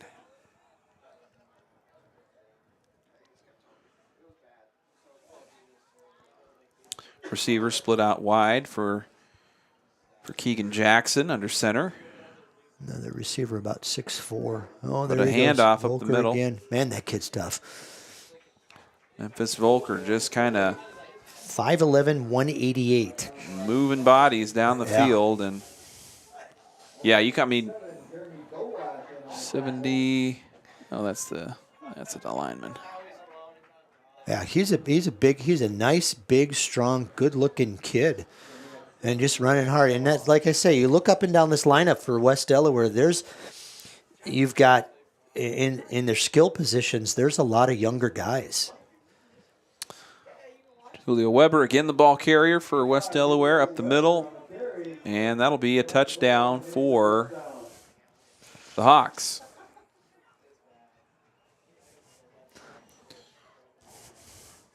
So 53-9. Still remains 9 the score for South Tama, 53 for West Delaware.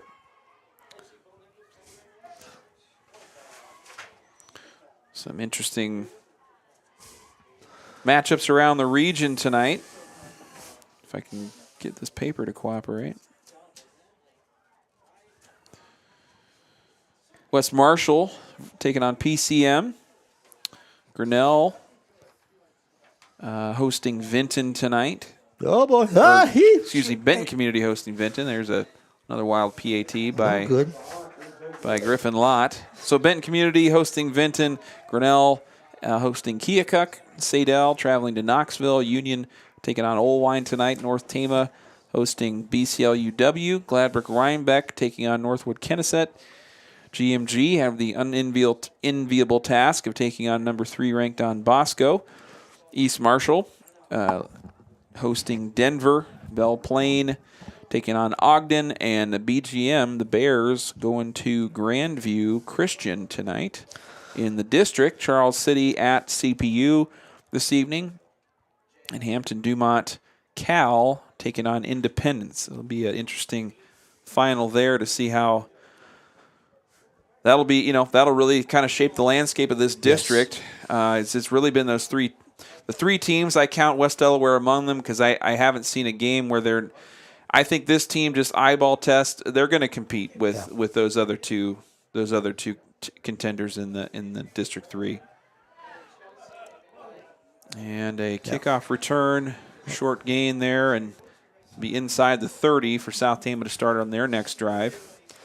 If Hampton-Dumont can win one of this tonight and the next game next week against West Delaware, I have this funny feeling that they're for real. But if West Delaware wins tonight, then they win. If Independence wins against Hampton-Dumont, and then you're looking down the road, this West Delaware team's going to have to play a lot better next week. But they could win a district title at Independence later in the year. Coming off of 3 losses in the kind of preseason, as it were, even though it's not a preseason. But it's Cyrus Mathis trying to get some room to run, and he's brought down near the 37.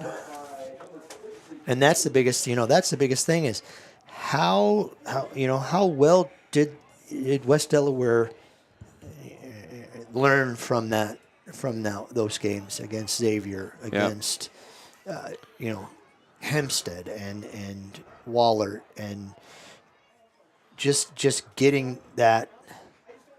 Clegg back in under center, handoff to Mathis, and it's just like these running backs are jumping out into traffic is what it's looking like when they're hitting the line. It's the linebackers and the line for West Delaware are just coming at them with you've got a lot of size, a lot of force. Like I said, now it's standard. You got a 6'5" at 280.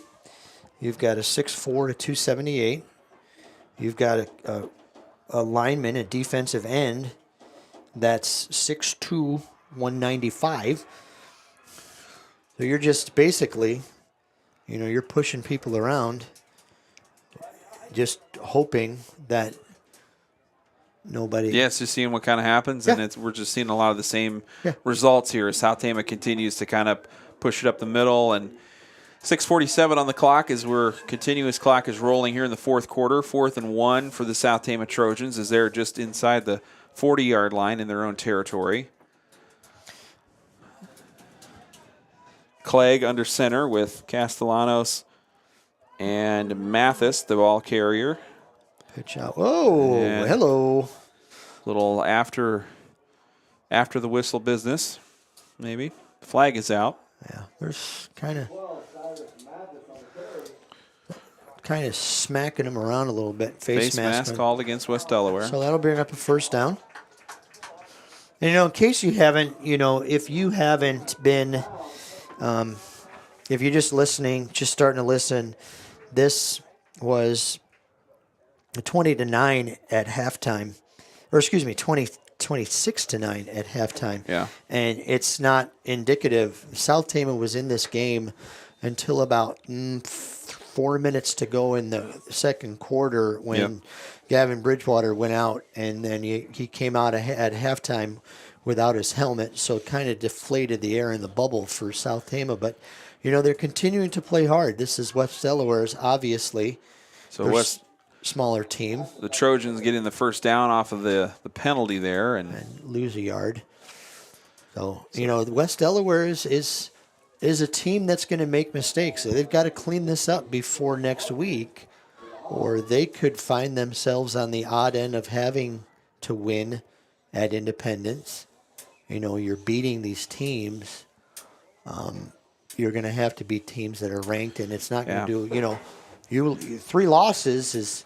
3 losses and 3 big losses, too. Yeah. I don't know how that factors into the formula for the at-large bids and such, but it can't be good for them that they weren't able to post many points or anything like that. We got a Trojan on the field as we got an injury timeout. I'm not able to catch the number on this one. I think it's Tyrus.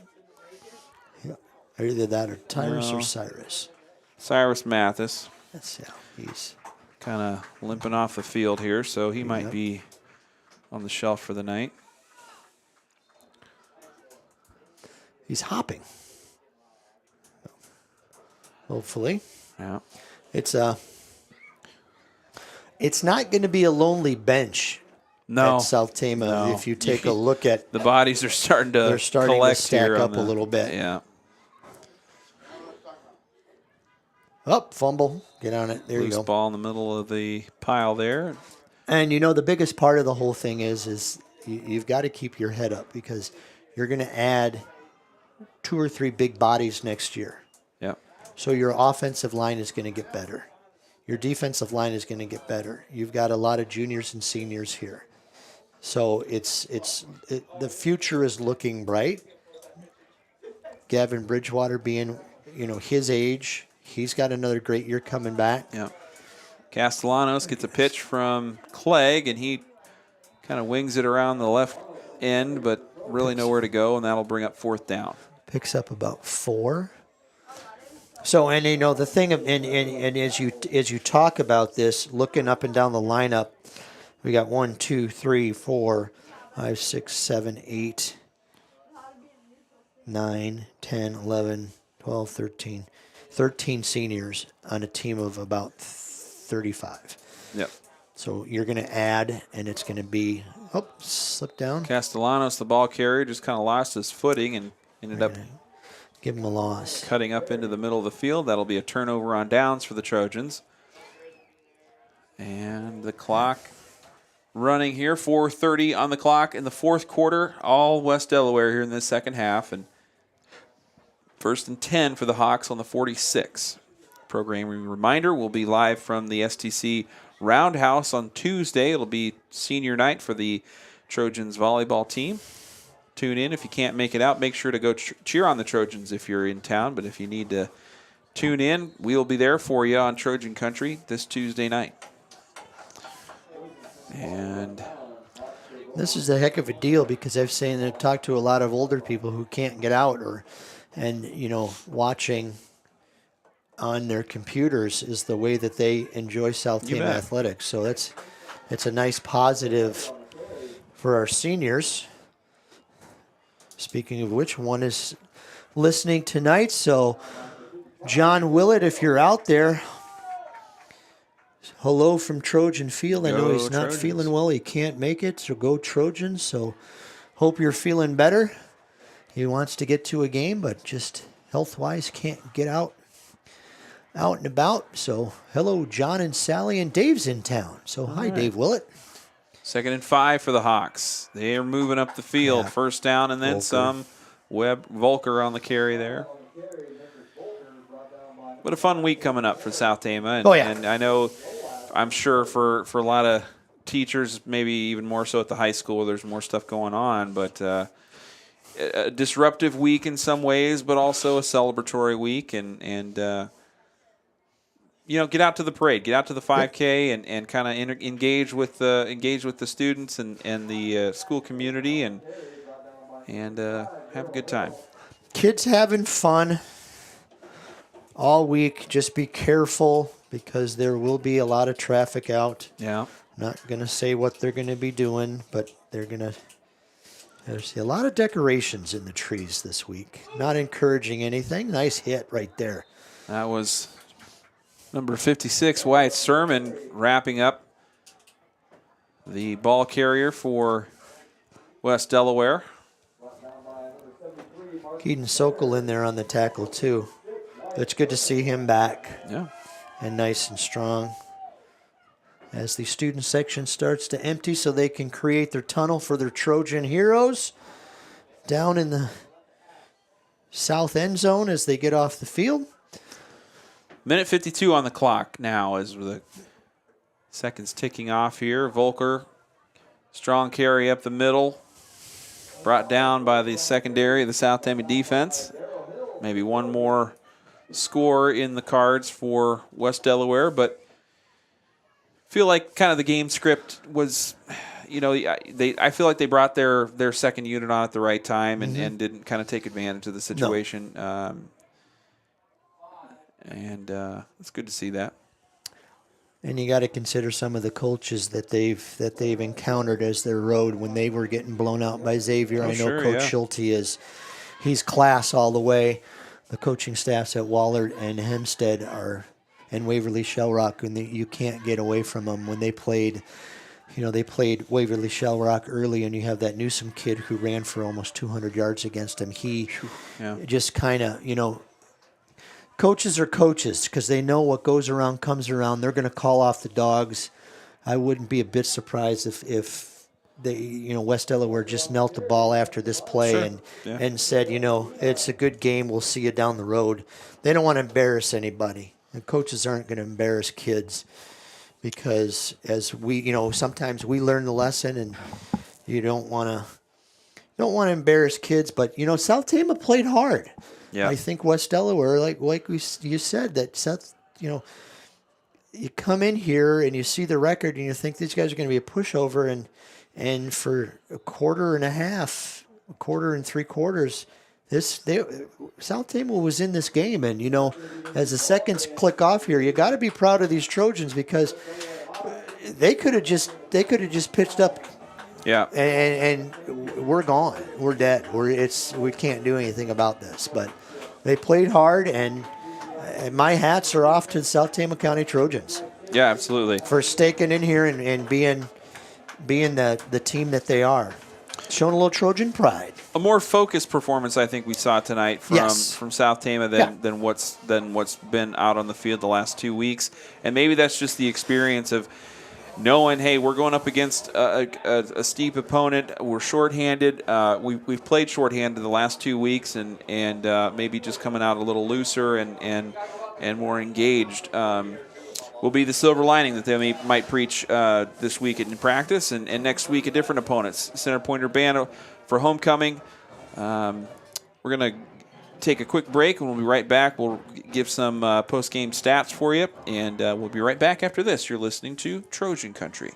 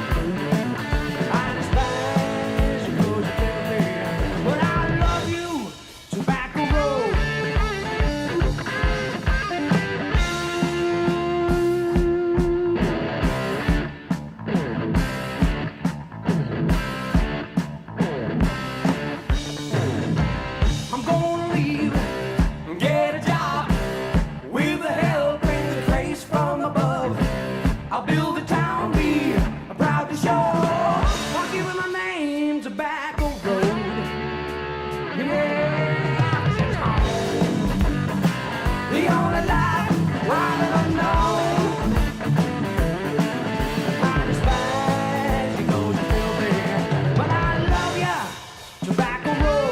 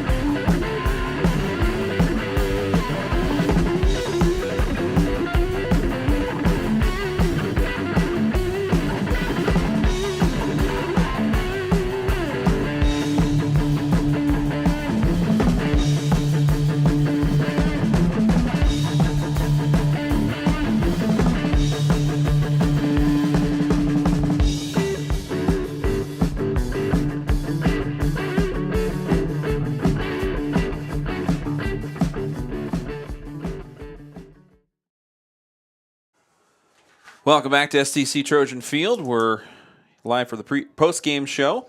A final score here from Trojan Field, 53-9, the final. West Delaware all over South Tama tonight. George, give us some post-game stats for us. Post-game stats. First of all, for the West Delaware Hawks, Logan Payton was 5 rushes for 49 yards with the 1 touchdown. But he was the workhorse on some of these drives. He put the team on his back. Will Ward, 13 carries for 123 yards, 5 touchdowns. If I'm accurate, I may have given him one that he didn't get, but still, that's a heck of a performance from him. Brett Jokovic, he was 8 rushes for 95 yards with 2 touchdowns. He was 5 for 7 in the passing department with 36 yards. There in the big, he did his big damage on the little short chunky passes. And there's Hayes Siebert. He caught 1 pass for 14 yards. Cash Hauser, 1 pass for 12 yards. Logan Payton, one catch for 6 yards. And then Seth Jackson had 1 for 12 yards. 1 catch for 12 yards. On their scoring runs, we had a 9-yard touchdown run by Ward. We had a 16-yard touchdown run by Payton. And then Jokovic had a 22-yard run and a 6-yard run. And then it was all the Will Ward show. It was a 40-yard touchdown run, a 7-yard touchdown run, 23-yard touchdown run. Julio Weber's the scoring for the West Delaware Hawks. He closed it out with a 10-yard touchdown run there. But speaking of the Hawks, just in some scrub action, Keegan Jackson had 1 rush for -1 yards. Julio Weber had 1 touchdown and 4 rushes for 37 yards. Memphis Volker, he was a workhorse in the third quarter. He had 5 rushes for 41 yards, and just kind of in mop-up duty, ran really hard, ran really well.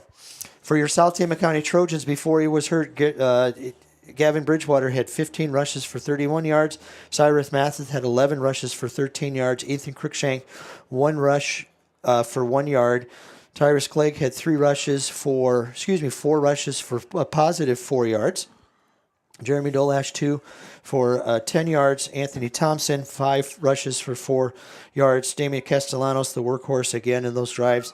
When we needed him, he ran hard 5 times for 12 yards. Passing wise, Tyrus Clegg was 6 for 7 for 24 yards. His big touchdown, his biggest play was to Nolan Upaw, 1 catch for 23 yards. Ethan Cruikshank had 2 catches for 5 yards. Gavin Bridgewater had 1 catch for 6 yards. Cyrus Clegg actually had 1 catch for 6 yards early on in the first quarter when the Trojans were moving the ball really well. The star of the night, that we found something here with Ethan Cruikshank and his punting. He had punts of 32, 41, and 32 yards. Kyan McBride had a fumble recovery when West Delaware was kind of shooting themselves in the foot. So you've got a lot of positives there. Scoring wise, Gavin Bridgewater's safety made the game 6-2. And Tyrus Clegg's 1 yard touchdown run, half a yard touchdown run, made the score 14-9. PAT by Eddie Garcia. Your final score from Trojan Field, 53-9, on the homecoming eve game here at South Tama. The boys played well. They played hard. They never gave up. And like we said before, the nice thing about it is got to be proud of the South Tama Trojans because the score does not indicate the how close the game was in the first half. No, it was an exciting contest there for a good quarter, and that's more than we can say what we saw the last 2 weeks. Yeah, and so that's the thing to hang the hat on. You made the point several times that West Delaware probably came in here thinking that they were just going to mull over the South Tama Trojans because of the records, and I think South Tama gave them a game that they really need to be proud of, and we can build off this. We can get a game next week. They're going to lose the focus a little bit by homecoming, but the coaching staff is going to get them ready to go, and just get in CPU. We can still win. We can still win 2 out of the next 3. So that's a big positive, having 2 of those 3 games at home. So a fun night tonight out here at Trojan Field. All kinds of activities going on this week. The Trojan Way 5K on Sunday. Volleyball on Tuesday here at home against Benton. Middle school activities, as you mentioned, George. And we've got the homecoming parade this Thursday at 6 o'clock in downtown Toledo. Homecoming pep rally and coronation at 7 here at the high school. And then we'll be back here live for South Tama and CPU in week 7 here on homecoming night. So get engaged with South Tama. Hit us up if you got any STC alum homecoming tidbits and fun stuff to shout out over the broadcast next week. And we'll see you then. Go Trojans. Go Trojans.